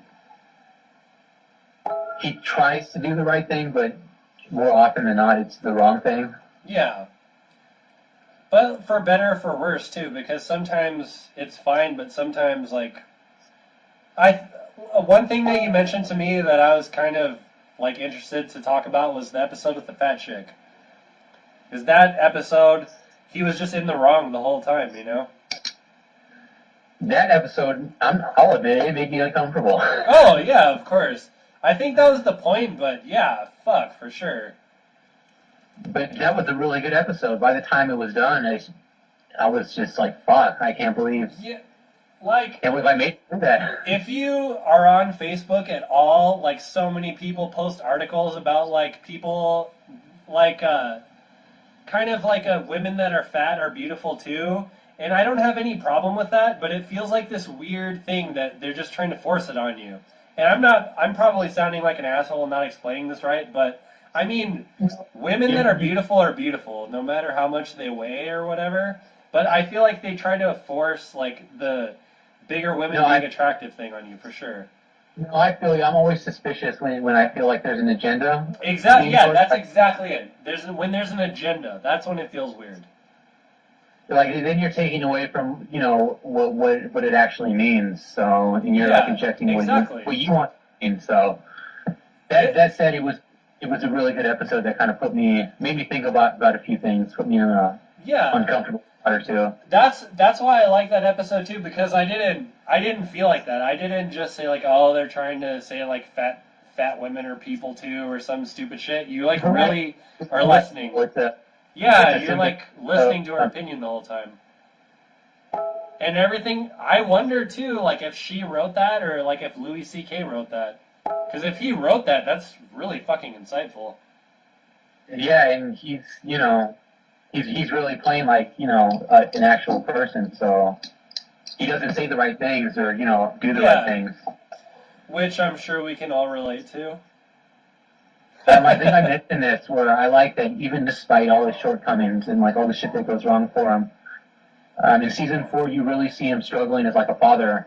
Like, yeah, because his kids are getting older. Yeah, his kids are getting older by then too. He's taking care of his kids, and he's there for his ex-wife too. So like he's doing stuff for her. In the hurricane episode, like that was a good episode. Yeah, because one thing that was crazy about that is, I bought the movie, that one Tomorrow Night movie, from his website, so it puts you on his mailing list. And he emails everybody on the mailing list from time to time, and he had to cancel a show because they had a tropical storm in New York during a time that he was going to have a big show. So, like, I feel like that's why he made that episode, because that really fucking happened. Yeah, I can't tell, like, and I think that's one of the good things about it. You can't tell, like, if there's elements of real life in there because it can be. It's that close. Yeah, yeah. It's like that vivid. You know what I like about that show, too, is he does a lot of Pootie Tang humor, where people just say random fucking things out of nowhere. So it really catches you off guard, but it's funny. And he always just reacts the same, more or less. It's Yeah, and he's just like, wondering what the hell's going on. oh! This is really random, but the chair I was sitting in seriously fucking broke from me leaning back in it right now. God damn it. Too bad there's no video of that. God damn it, now I don't have a place to sit. Whatever. Did it actually break? Yeah, I'm not fucking around. This is the chair. It fucking fell apart. You alright? Yeah, of course. It was gonna happen sooner or later. I have another chair. So, do you have a favorite episode of that season?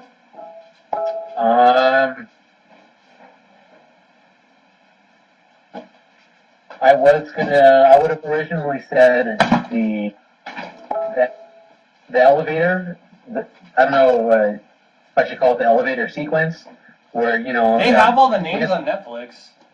Yeah, he has a series of episodes called Elevator. It's Yeah, like a 3 or 4 part episode. That was originally my favorite because Where he brings the lady her medicine? yeah, and then he falls in love with his daughter. Yeah. But as the audience, you know that it's not really going to work out before Louie does, so you kind of have to watch all that play out. Yeah, yeah. But my actual favorite is the In the Woods episodes where he goes back to high school and he talks about how he stole the scales. Yeah, yeah. And like broke his science teacher's heart and stuff like that. I feel like at the end, though, the science teacher knew that he was going to do it, right? Like, he already knew that he was, like, some asshole kid. Maybe I need to watch that again. No, he went down fighting for the kid. Like, he stormed out of the principal's office because he couldn't believe that he was making That's those what accusations. really happened, though. That's what Louis C.K. talks about that in his stand-up. Is the guy, like, said, like, no, there's no way Louis would do this. I would stake my reputation on it or whatever and blah, blah, blah. And he really fought for him doing that. Yeah, and like in the comedy act, it's hilarious. Like, don't get me wrong, it's fucking funny. But there's a serious side to it. Like the shit, like it's a joke about some shit that really went down, and like that's the actual shit that went down. And it's not really fucking funny. It's not. It's funny for him to explain it, but like in real life, he ruined like someone's life. the telling him that like he's a criminal now. Like there's no going back after that. Have you ever seen stand-up from when he was younger? I haven't. I've just seen they show clips of it on the show, I think, but it's pretty weird. He looks way different. Yeah, I saw like an old HBO special, and he was like all super skinny. Yeah, and he has hair. Had, like, hair. He's like a strapping young man. So one thing I wanted to bring up too is I kind of got the impression that you hated the Pamela character, but at the end of season 4, he finally kind of has like a good moment with her. You know what? I feel like I was kind of like with Louie's character, where it was like, oh well, what's she fucking doing back here? Oh yeah, for sure. But I mean, like, what did you think about that episode when he like, she's always an asshole to him the whole time and says, we're never going to get together. Then he finally, like, he starts kind of having a thing with that Hungarian chick. And then Pamela comes back and she says like, hey, you want to hook up or whatever, and he says no. And then after that, he's not with the Hungarian chick anymore, and she already knows like, oh, you're not with her, so like you're trying to get back with me, that bullshit. It does this cringe-worthy thing where it's like, so do you want to, get back together like you said? And Yeah. It's really hard to hear that shit for sure. It is, and I like that. That's real shit. Because you've said some shit like that before. Hell yeah. Me too, man. I've done some stupid things in my life. Gotta say shit like,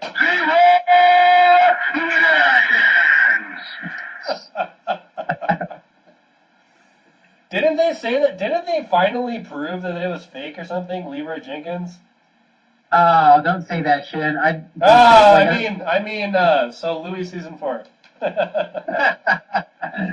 um, That video is so funny because that was when I was playing Dungeons and Dragons online, so I could totally the raids are a big deal and it's actually really fucking fun.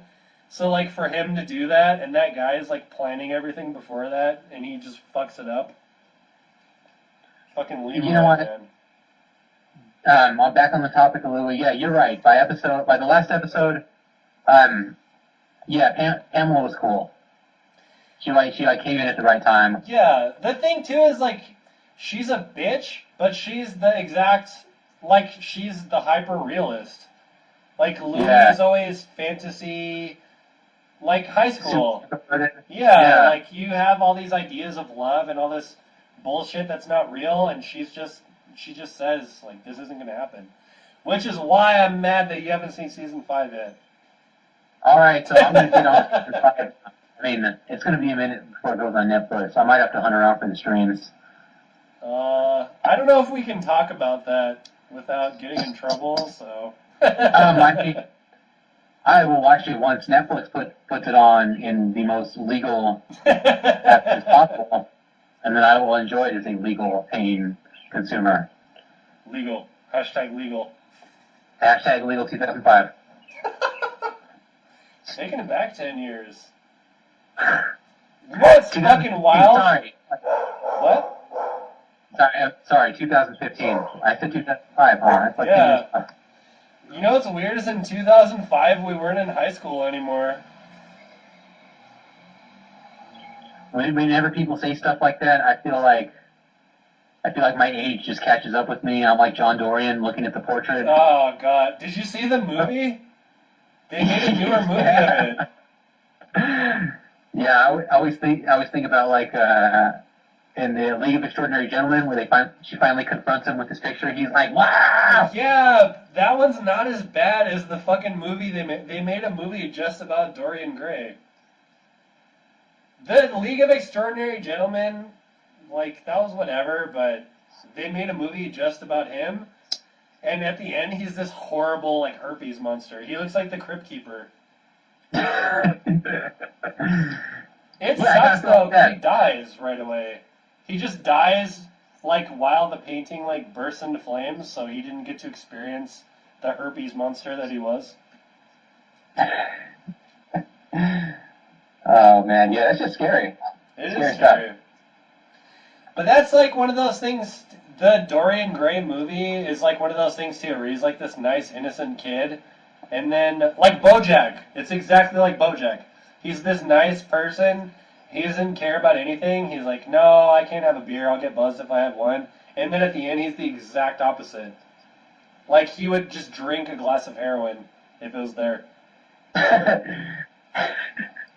I'm glad you liked BoJack. I thought you would. But goddamn, if that show, wasn't... it's funny, but it's the fucking truth, you know? I kind of wanted to mention that, this emergence of the flawed character, maybe anti-hero is a good word. Yeah, I don't know if this is true, but I feel like Louie, the show, started a lot of that because Mark Maron got a show on IFC, and it's the exact same fucking thing, just his life, you know. But yeah.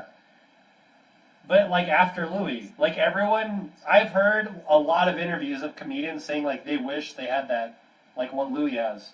Like, he just gets money to make whatever he wants, but it's exaggerated version of his life, you know? Yeah, it's a common thing that I see that the main character isn't a good person, and he's not going to be a good person at any point. They might try, they might learn a couple things, but at the end of the day, they still are who they are. Yeah, but I think that's like why BoJack stands out so much. If anyone hasn't seen it, you should fucking watch the whole thing. It's been out for like forever, so yeah. Yeah, like a year. Yeah. Yeah, I was really interested to see it because I saw a lot of previews for it, and I knew that Aaron Paul, the guy from Breaking Bad, did a voice, and Joe Bluth did BoJack. What's his name? Will Arnett. Will Arnett. I don't know why that sounds like a hardcore like rapper, like a black comedian. I don't know why. It sounds like a black comedian to me. But when you start watching BoJack, it's completely lighthearted. But by the end of the season, it's fucking super serious, you know? Dude, the way it ends and the last episode is called Downer Ending, and Yeah. it is a literal downer ending. Was it the last episode or the second to the last episode where he just goes on this bender and he's trying to write stuff with the roommates and the girl? And I feel like it was the second to the last episode, but it might have been the last episode. Yeah, I think that was the second to last episode, and then the last episode is where he goes up to that panel of ghostwriters at the end. Yeah. But that's like, I mean, it's not whatever. Like, you and I have both done, we're not fucking heroin addicts, but we've tried like hallucinogens, and like pot is not that big a deal. But like, you can't even really relate to what he sees in his hallucinations, but it's still really hard to watch. It's just so serious with that deer, the girl that's a deer, and he imagines being married to her and like having kids and shit. Well, I think there are a lot of elements in there, and it's really hard to relate what an experience like that is. So it's largely symbolic. A lot of it was, he was looking back at his life, and he was seeing all the choices he could have made, and then like where it starts going weird, where the background starts disappearing. That's like disassociation, where he kind of loses his sense of self, gets separated from his ego, if you want to get into fancy terms, whatever. Fucking. But yeah, that's all. It's all deep shit, but it kind of, there's some common elements I see in there that people experience it in trips like that. Yeah, well, that episode, there's not really any comedy elements at all. That episode is serious the whole time. Yeah, that and the last episode. Yeah, the thing too is, even like after his trip, he wakes up in a parking lot, and part of me thinks that some people would think that's funny, but just knowing people that are like hardcore addicted to drugs and stuff, like that's real, Like people wake up in parking lots and they don't know what happened, and they just had this really intense, horrible fucking life experience. It's just right, and then they got to continue with their life. Yeah, exactly.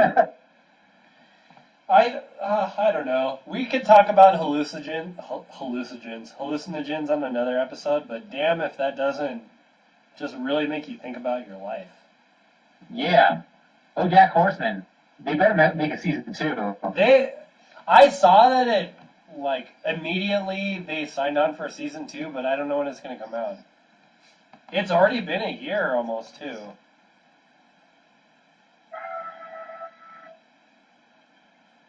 So what are you drinking on? Let's have some booze talk. All right. Well, this is kind of a funny story. This one beer that I drink a lot, it's like the most ghetto beer here. It's called Rehia. What do you guys have out there? What? What do you guys have out there? They have, like, everything's imported, but it's just the normal beer that you can get anywhere for the most part. But the beer that's from here, there's one called Rehia, which is like the super ghetto beer. And they have it in Los Angeles that I know of. And I used to drink it all the time because I like trying foreign beers. But that one I always particularly liked. And I didn't know it was from El Salvador. And, that's cool. You're already preparing yourself. Yeah, it's fucking random. It's because my ex-girlfriend's sister's boyfriend was a dirty, yeah, he was a dirty Salvadorian, and I told him that I liked the beer, and he's like, oh, that's from El Salvador. And it's like, oh, whatever, fuck you. And, Well, why do I give a fuck? I'm yeah. never It's weird though, because I think it's the best beer, and I've tried a lot of beers. It's my favorite beer out here. And the more popular one is called Pilsner, which is weird because that's a type of beer anyway. And that's what's more commonly drank. And there's a couple other ones. There's one called Golden, which is funny because I could totally see a commercial saying like have a golden shower, and like they just spray beer on a bunch of girls. And there's another one called Suprema, and those are like the gayest fucking. Those are like girl beers. It's horrible. I like Regia. That's what I'm drinking. That's what you're drinking now? Like a boss. Like a bout. A bouse. What are you drinking? Big old gallon of water? You drink around the house, I'm a fucking simple. You fucking carry this around, you drink out of this, and then when it's done, you throw it away. I don't think you should throw it away. I think you should throw it at somebody. I think that's the more appropriate thing to do. I turned it into a birdhouse.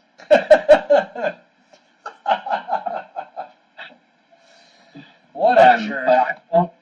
But I will tell you that I am smoking on. Yeah, that's the logical next question.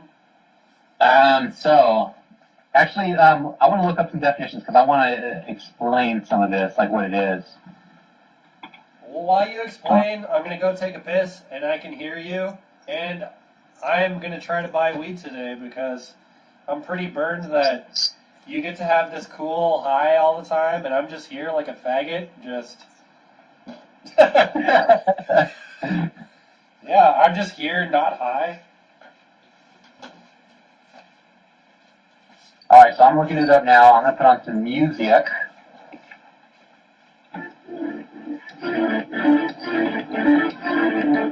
Alright, so as everyone out there knows, I am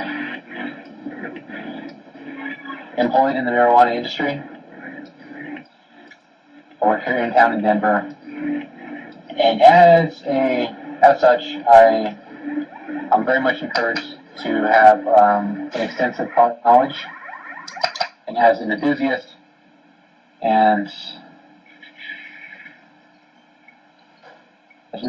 of the medical potential of marijuana that I am, it was a good fit. So I was smoking on flower, bud. You know, that was my thing for a while. Lately, I've been dipping into the world of concentrates.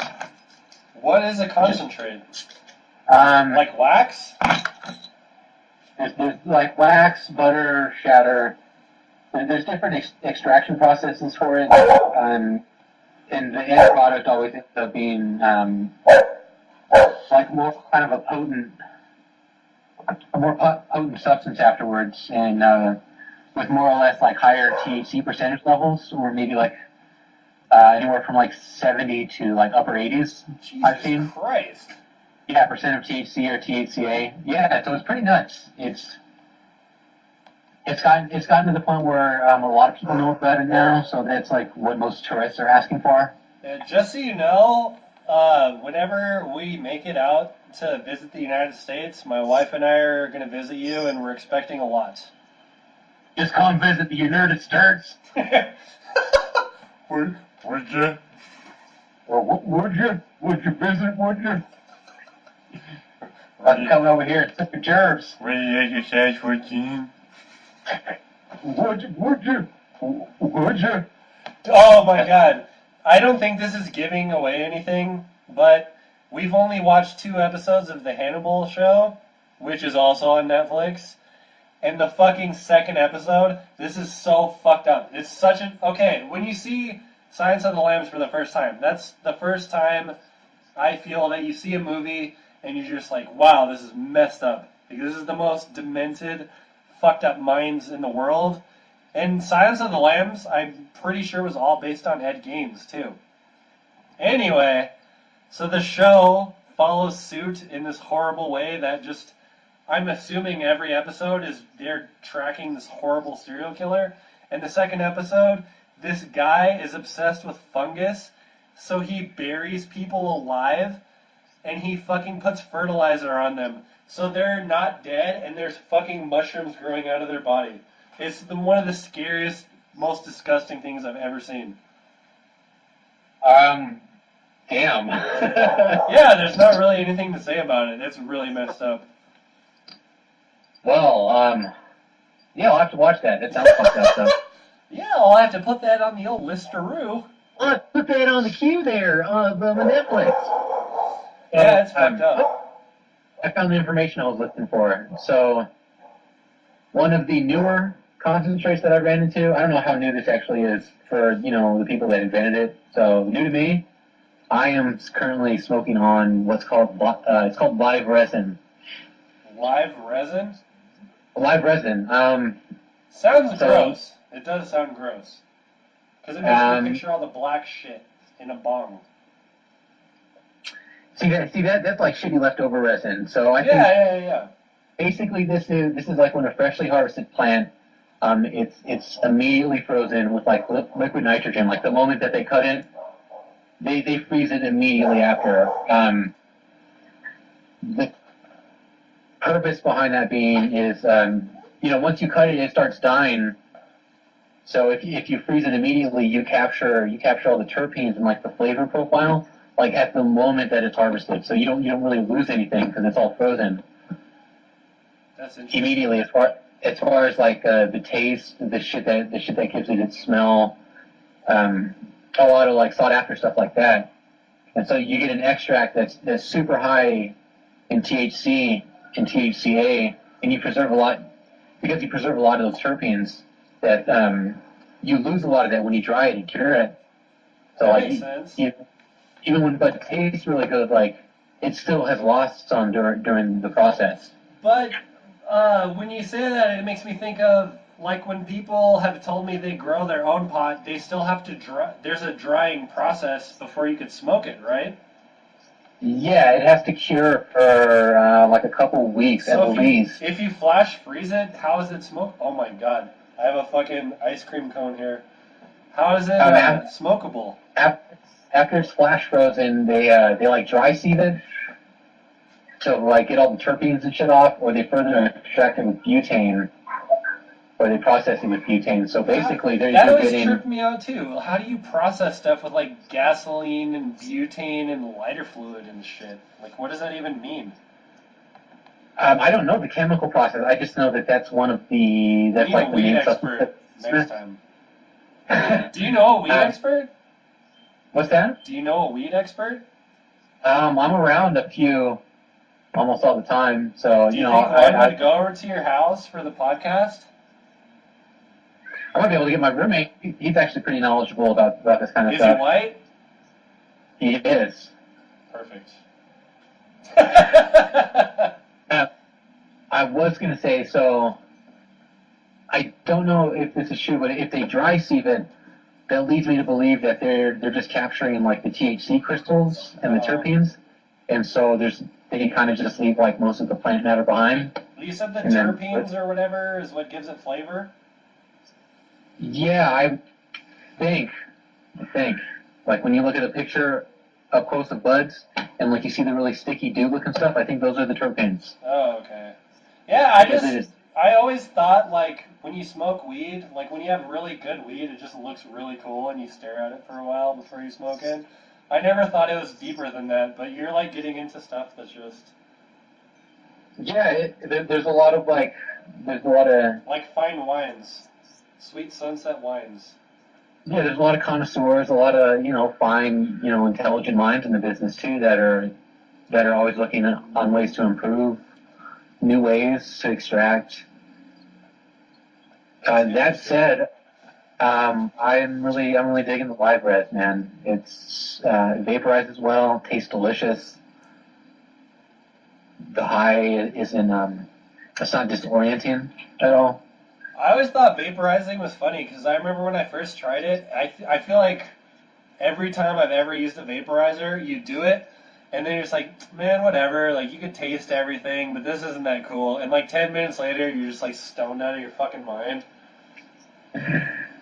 I'm actually using. We actually have one of the dab rigs here, so it's like a bong or like kind of a glass setup with like a glass or a titanium nail, just kind of like a nail like this, and you heat it up with like a butane torch, and then when that's red hot, you kind of you dab the concentrate onto the hot surface as you're breathing in, and it vaporizes on contact, and then you know that you hit. Andrew used to do that. What they call it something. I don't want to say tie sticks because I don't know if that's what it's called, but he used to have these glass like rods, and you would heat up the rod with a fucking blowtorch, and he'd pack a bowl and put the rod in there, and instead of using a lighter, it would just heat it, so you just smoke it like that.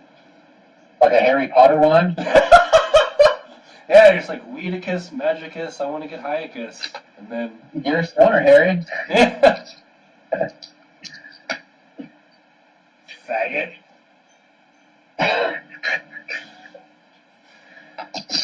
Yeah, man. So we've had a pretty good episode so far. We definitely. I think we touched on everything. We talked about a lot of stuff, especially Netflix, which was something I wanted to hit today. So I'm glad we got to talk about that. It's kind of funny because every episode gets longer and longer. I don't give a fuck. I'm doing that Jap Kid and Play here, so I'm. Yeah. You just gotta carry the half-empty waterbed mattress, man. Just. Have you ever? Has anyone in your family ever had a waterbed? Yeah, man. Like, one of my earliest memories as a kid was like my mom had like a waterbed. Yeah, my parents had a waterbed. Now I feel really gross. Those things are like super just dated now. Yeah, I mean, what the hell was with that? I don't know. They're not even comfortable. Like you sleep on a giant water whoopee cushion or something? Yeah, but the connotation of it is they're all meant for sex. Somehow. That's why I'm grossed out right now. That's why I'm like in introverted, just kind of shock mode right now. Yeah. I always remember that scene on Edward Scissorhands where he like goes into that girl's room and he ends up like mangling the shit out of her waterbed. Yeah. You know what's funny is I've never seen that movie till like recently. It was on Netflix. Are you kidding? Yeah, I never saw that movie for some reason. Dude, what the fuck? Yeah, I don't know what's wrong with me. Ever seen Edward Scissorhands? How long ago did you see it? Like 5 or 6 months ago. I'm a late bloomer. Dude, holy shit. That's weird, right? You barely saw it like this year. Yeah. It was really recently. Dude, that's like, oh man, that's such a iconic movie. It is. I mean, yeah, I'm sorry to like overreact about it. It's just like, dude, no, that's cool. It's such a good movie. Yeah, that's a fucking weird one. It's like I don't know if I can say that it's something Tim Burton never tops. Yeah, this is the last episode of the podcast. We can't be friends anymore because I haven't seen Edward Scissorhands. Apparently, since he didn't see Edward Scissorhands up until the cutoff point of 2014. Fuck! I thought it was third. Oh, goddamn. Dude, I told you, man. Just that's fair. You know what? What kind of made me mad is they remade Frankenweenie. Yeah, what the hell was up with that? Like, I saw it in Spanish, which made it better. Sometimes seeing movies in Spanish is better, but... what do they call it in Spanish? I was trying to think of something funny in Spanish, but I can't. Just the idea of it made me laugh. He did like the George Lopez, the Huinis. Frankenweenie. Que son Frankenweenies. Yeah. It's cool. That's like one reason why I love my in-laws so much, because they're all into movies, so we all saw it together. Vamos a ver Frankenweenie. Frankenweenie. That was exactly how it was, and then we all jumped in a van. Like a car that only seats 4. Con los payasos. Oh, God. Like fucking Benny Hill.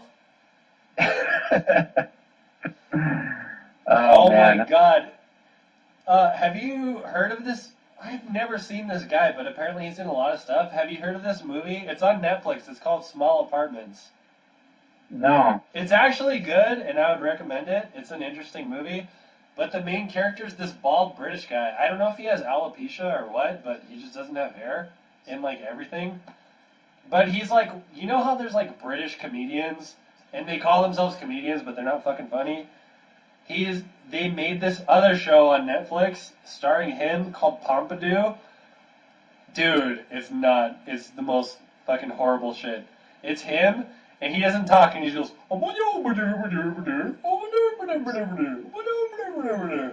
that's like the whole show. Terrible. I like how you almost kind of got quiet when you said British comedians or European comedians, like they're like a minority, like an oppressed minority. It's like, and then you look around for a second. It's hard because some British people are fucking funny, and like you think, this is Dude, God. okay, man. It's okay. We're not British. You don't Yeah, have to. I almost got racist. I was gonna say like I feel like Australian comedians are the same, but like they say dry humor, but like I don't feel like dry humor is a real thing. It is, but I just get offended by that word. I don't know why. But like a lot of British shit's not funny. I have a rough concept of dry humor. Like Dimitri Martin's dry humor. that is very dry. Yeah, but it's too dry. Dry like Sahara. But it's weird though because some people are so fucking funny. Like what's that Australian guy? Is his name Jeff? Oh, Jim Jeffries? Jim Jeffries. Yeah, he's fucking funny. What? His show is not funny though. I stopped watching it, but it wasn't that funny. That's a They shame. canceled it too. It was on what? FXX? XX? I think it was on only F with one X. Oh, wow. Yeah, He really moved up. it was on the Louie station. He wasn't on FX to the exponential of 5. Yeah. FX9 shit? FX to the 9th power. Yeah, what the fuck?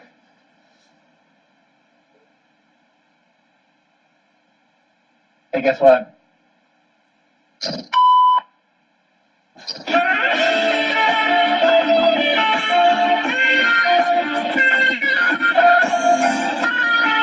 Alright, so let's start with this episode of the photo. I just want to give us a point to edit off of. No, that's cool. Yeah, we should probably end it. It's been like almost 3 hours. Do you have any rants? This is a good space for rants. Oh, I do actually. I just fucking played the first, what's that fucking game called? Uncharted game. It's such a terrible game. Like, I remember how I brought up playing Dragon Age, and like I played it on normal, and it was really hard, and then easy was like too easy. So if you play Uncharted on normal, you have to, there'll be like a fucking, like, Indian fucking immigrant with no shirt, and you'll have to shoot him like 5 times before they die.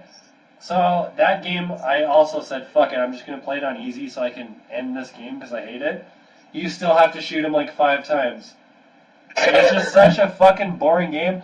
And I watched, they have the making of videos on that game, and they're like, well, a lot of games now we feel are just very brown and very gray and very monotone. This game is the exact same, but they add green. And this game is from like 2007, but it is like one of the most horrible games I've ever played.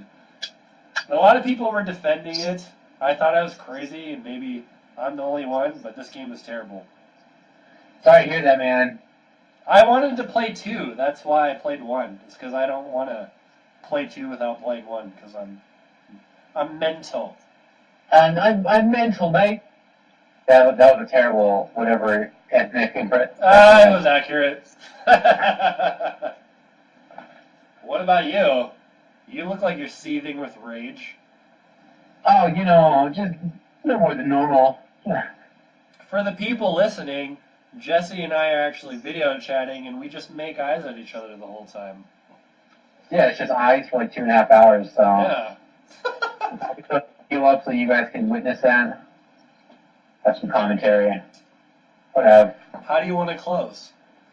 So let's see. We covered just about all the topics we wanted to cover. I know you're bat caving. I could see it. What's that? You're bad caving it right now. You're like on 2 different computers, like. Oh, you know it, bro. Hold on, let me see if I can get you some Inception shit right here. Oh! Oh, god damn it! I thought I was gonna see like a screen within a screen within a screen. Yeah, that's my fucking setup. I got 2 computers going on right now. Just wing it. Just make something up. Let's talk about the video game shit right now. I mean, we might as well. So how? I'm gonna be honest. I haven't done a lot on my end for the video game stuff. Actually, no. I take that back. I finished up a lot of the concept art last night. Oh fuck. Yeah, I'm like lagging on that really bad. I have my wonder list. So yeah. So to explain, I think we mentioned in a few past couple episodes. Like Michael and I were currently in the process of making a video game. I thought that was the point of the podcast, but it is. Like I'm shouting a dead horse. So sorry about that. So updates on the video game. I'm on my end. I'm still knocking out concept art. We're really trying to polish off like the first world and stuff. I really think once we get that down, that'll give us an idea of where we want to go for the rest of the game. And so far, so good. I mean, you know, I really like all the shit that you've been doing. I'm still testing the game, or at least, you know, the levels that I have. it's weird and really stupid, but isn't it cool just to see that first part of the game?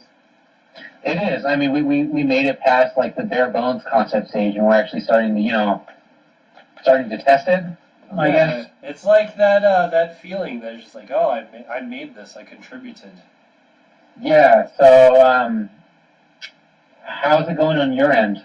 It's not, and that's completely my fault. And I need to get on that. No, dude, you're good. You're good. I mean, you know, this is real shit. Sometimes we both have lives. We both have, you know, work we got to do. So this is kind of like an ongoing, like, you know, audio documentary of how we're doing this. So Shit, yeah, that's actually interesting. It'll be cool to look back on this if and when we finish the game. for sure, man. And you know, if we stick with it, we'll finish it eventually. I mean, we'll have something. Yeah, it's looking, honestly, I think it's looking good so far. But yeah, this is real shit. Part of the creative process. I mean, you know, we both got a lot of shit going on. Unfortunately, there's periods where we're just not able to, you know, address, you know, we're not able to give any time to it. And, you know, that sucks, but these meetings that we have like that and talking about it, like we're at least able to make the effort to get back on track. That kind of makes me think about, you have a new job position. Is there anything, or can you talk about your new job position? So I'm pretty cool with talking about like the stuff that I do.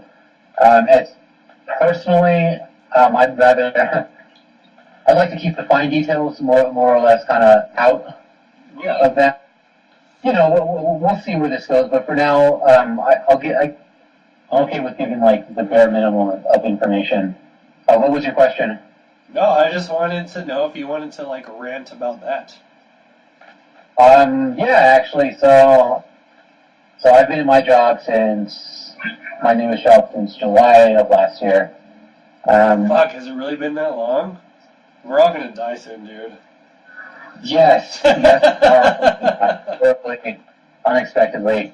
In the meantime, as of this week, starting on Monday, I was promoted to co-manager of it's basically my store, I guess. For now, so I went from I'm co-manager. It's wild, man. You know, I've had a lot of jobs, but I've never had like a management position before. Me neither. It's a little bit. It's different. It's different. Like the idea of having. See, even saying that's weird. I don't want to say people working for me, people working under me. Like I don't. Just being in charge. There you More go. responsibilities. Being in a position of responsibility like that, it's very different. And I kind of have a lot on my plate right now. I walked into a full inbox. Yeah, Well, like you said, we probably can't get into the finer details, I suppose. That said, I think the best thing I can do, like, from a philosophical kind of standpoint, like, you should strive to leave things better than when you found it. So That's very true. That's deep. So as far as what I've got going on, and like the shit I may have to address, or whatever, they come with it. I'm willing to give it a shot. I think when you get opportunities like this, like if you don't give it a shot, then you'll never know. Exactly. That's cliche to say, but it's kind of one of those things. It's not cliche to say. As long as it's not as bad as Mario's Missing. Yeah, it's almost like when you get Mario's Missing for Christmas. It's not a real game. It's not a real game. Sorry, man, it's not a real game. Does not contain entertainment value. Oh, fuck. They should have included that on the box. Not actual entertainment. That same year, my uncle's 10 years older than me, so he was probably like 18 or 20 at the time. He bought me and my cousin the fucking first 4 books of The Babysitter's Club.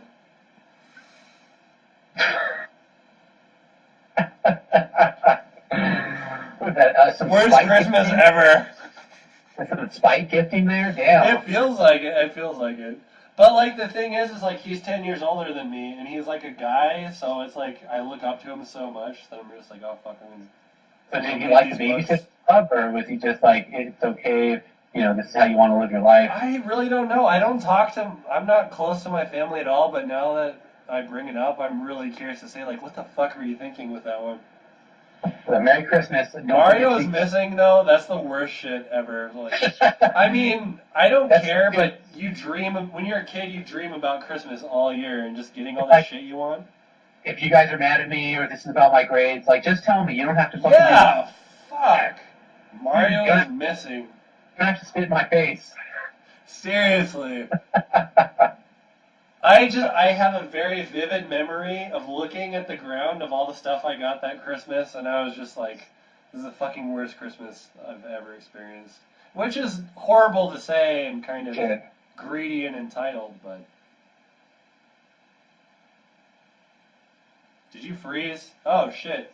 Oh, no, I thought you froze. Can you say that again? Because in case one of us froze, because you froze on my end. I don't know if I froze on your end. Yeah, it's my side. But, no, I just remember looking at the ground of all the stuff. Like, I might have even taken a picture of it, all the stuff I got that Christmas. And it was just, like, the most depressing thing. It was like a fucking Dexter crime scene. Yeah. No, Dexter's crime scenes are cool. Because he has all that stupid string for no reason. Yeah, right, the splatter. Yeah, it's like art. The splatter expert. And I think it was that year, too, I got to see my cousin, my fucking white cousin, Jake. My white cousin, Jake. What? Isn't that a new sitcom coming out on the fall? My white cousin, Jake. Yeah, it should be. No, like, it was like, I was always super happy to see him because I would see him, like, once a year. And he got the fucking Technodrome. Is that what it's called? The Technodrome? Yeah. He got a whole Technodrome. And I got Mario's Missing. I'm sure he's a nice guy, but fuck that kid. Yeah, the worst thing that ever happened to me in my whole life when I was a kid, and if I sound like a spoiled, entitled fucker, whatever, I never had the original Ninja Turtles action figures. I just had, like, Michelangelo that could spin on his back with a mohawk, like the off-brand fucking main characters. And this one year, for my cousin, I think it was for Christmas, she bought my cousin a set of all the Ninja Turtles, all the original Ninja Turtles, and I was just like, yeah, he'll like that. But I didn't know what suicide was, but I just had this idea of it in my head. Fake notion. Yeah, you know what? I think for like 2 Christmases, I got April O'Neil. Like. Yeah, like nobody, like you don't even care about girls or tits or anything at that age. Like, what are you gonna do with April O'Neil if you had the turtles already? It's like, so you're getting me an action figure, and then the one you buy me, out of all of them, is the news reporter. Yeah. with a camera and a briefcase. You want to be more mad? Blaine literally was not joking about this. He told me multiple times when we were in junior high or high school, like, oh, I have like 4 duffel bags just filled with all the Ninja Turtle characters. And one time he went in his attic of his house and brought them all down, and he literally had every fucking Ninja Turtle action figure. And I was older, and I was just like, I fucking hate you so much. Like, I would play with these right now. It's like, do you have the rest of your amazing childhood up in that attic? Yeah, and all the obscure shit my parents bought me that weren't the normal thing. What the fuck do parents think? Like, ask your fucking kid what they want. Or, like... Well, I mean, you know, we wanted all this shit on fucking TV. Let's be real here. Yeah, but, I mean...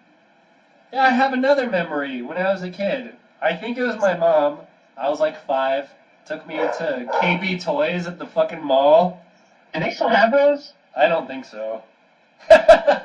Maybe. But I just remember there's a KB Toys at the mall. And she took me there, and I wanted to get a fucking Ninja Turtles figure, and they just had Raphael that, like, breakdances. It wasn't normal Raphael. You know what's funny, too, is it was like $3 or $5 for the action figure, and I remember at the time thinking, oh my god, this is so expensive. Like, this is like, this is Black Label right here. Oh, man. Did you ever know any retarded kids growing up? You had to have known some retarded kids, right? I think everyone has a retarded kid story. All right.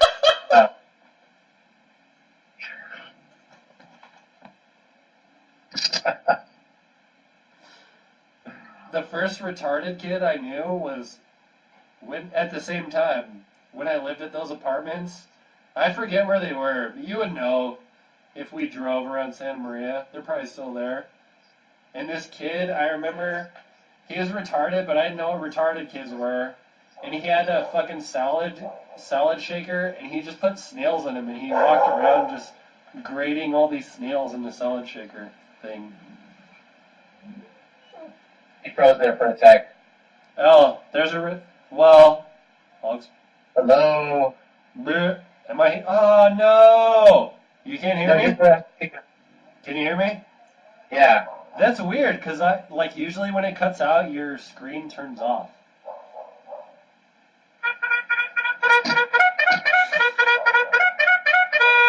Alright, and we're back. Let's bring this to a close, and then you and I can Yeah. You're right. I'm just trying to drag this out to be an asshole.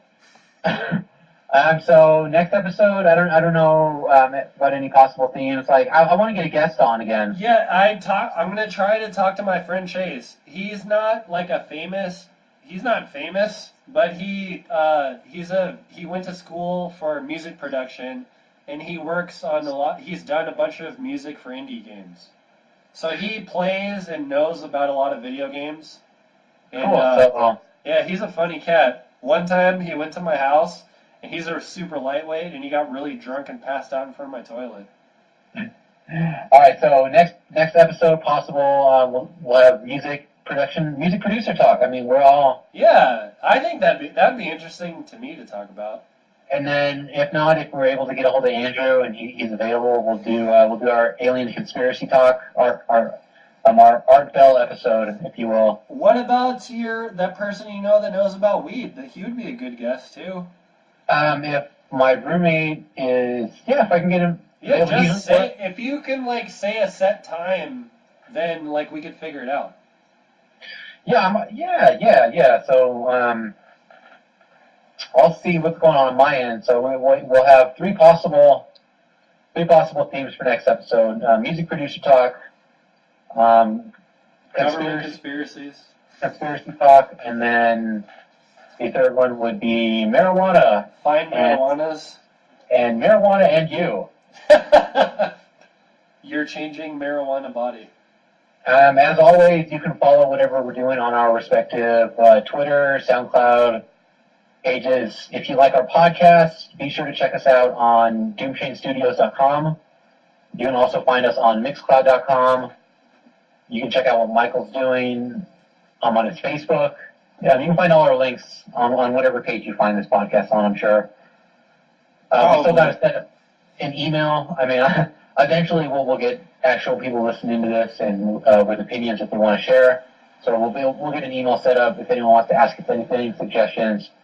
Tell us that we're ugly, that our faces look like butts, and our and our butts smell, and we like to kiss our own butts. So if you need to get that off your chest, we'll try to provide an avenue for that.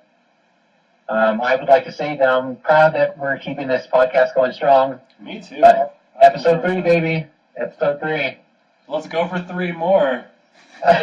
Any closing remarks? No. I think it should be a segment that you say something prophetic at the end of every episode. That puts a little bit of... It does, but just wing it. Just wing it. It doesn't matter. You can do it. I believe in you. I'm really not sure what to say with this. I'm not really a big fan of this segment here. I'm just going to say that outright. All you can do is just look and say, hey. We'll have to get some video for this. Yeah, we might try to get video in the future when we're a little more sophisticated. But Yeah, that would definitely be a cool element, give a little visual element to the show. If I could give any advice, I mean... just give it Jesse's Advice Corner. So this weekend is all about just fucking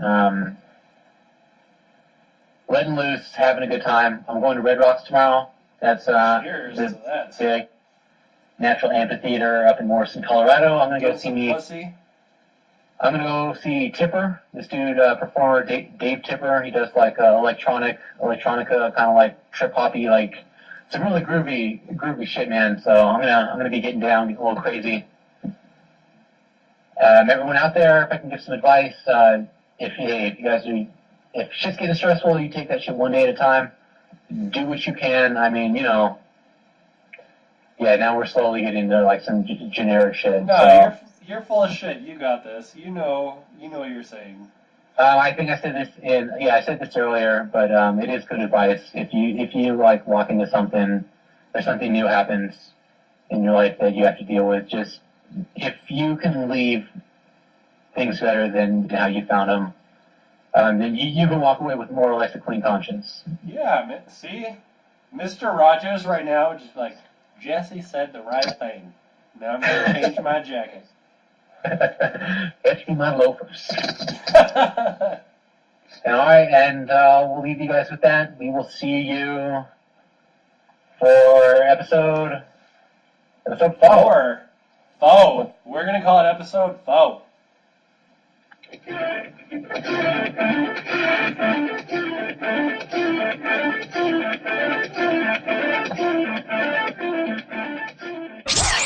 Doomtrain Studios Podcast.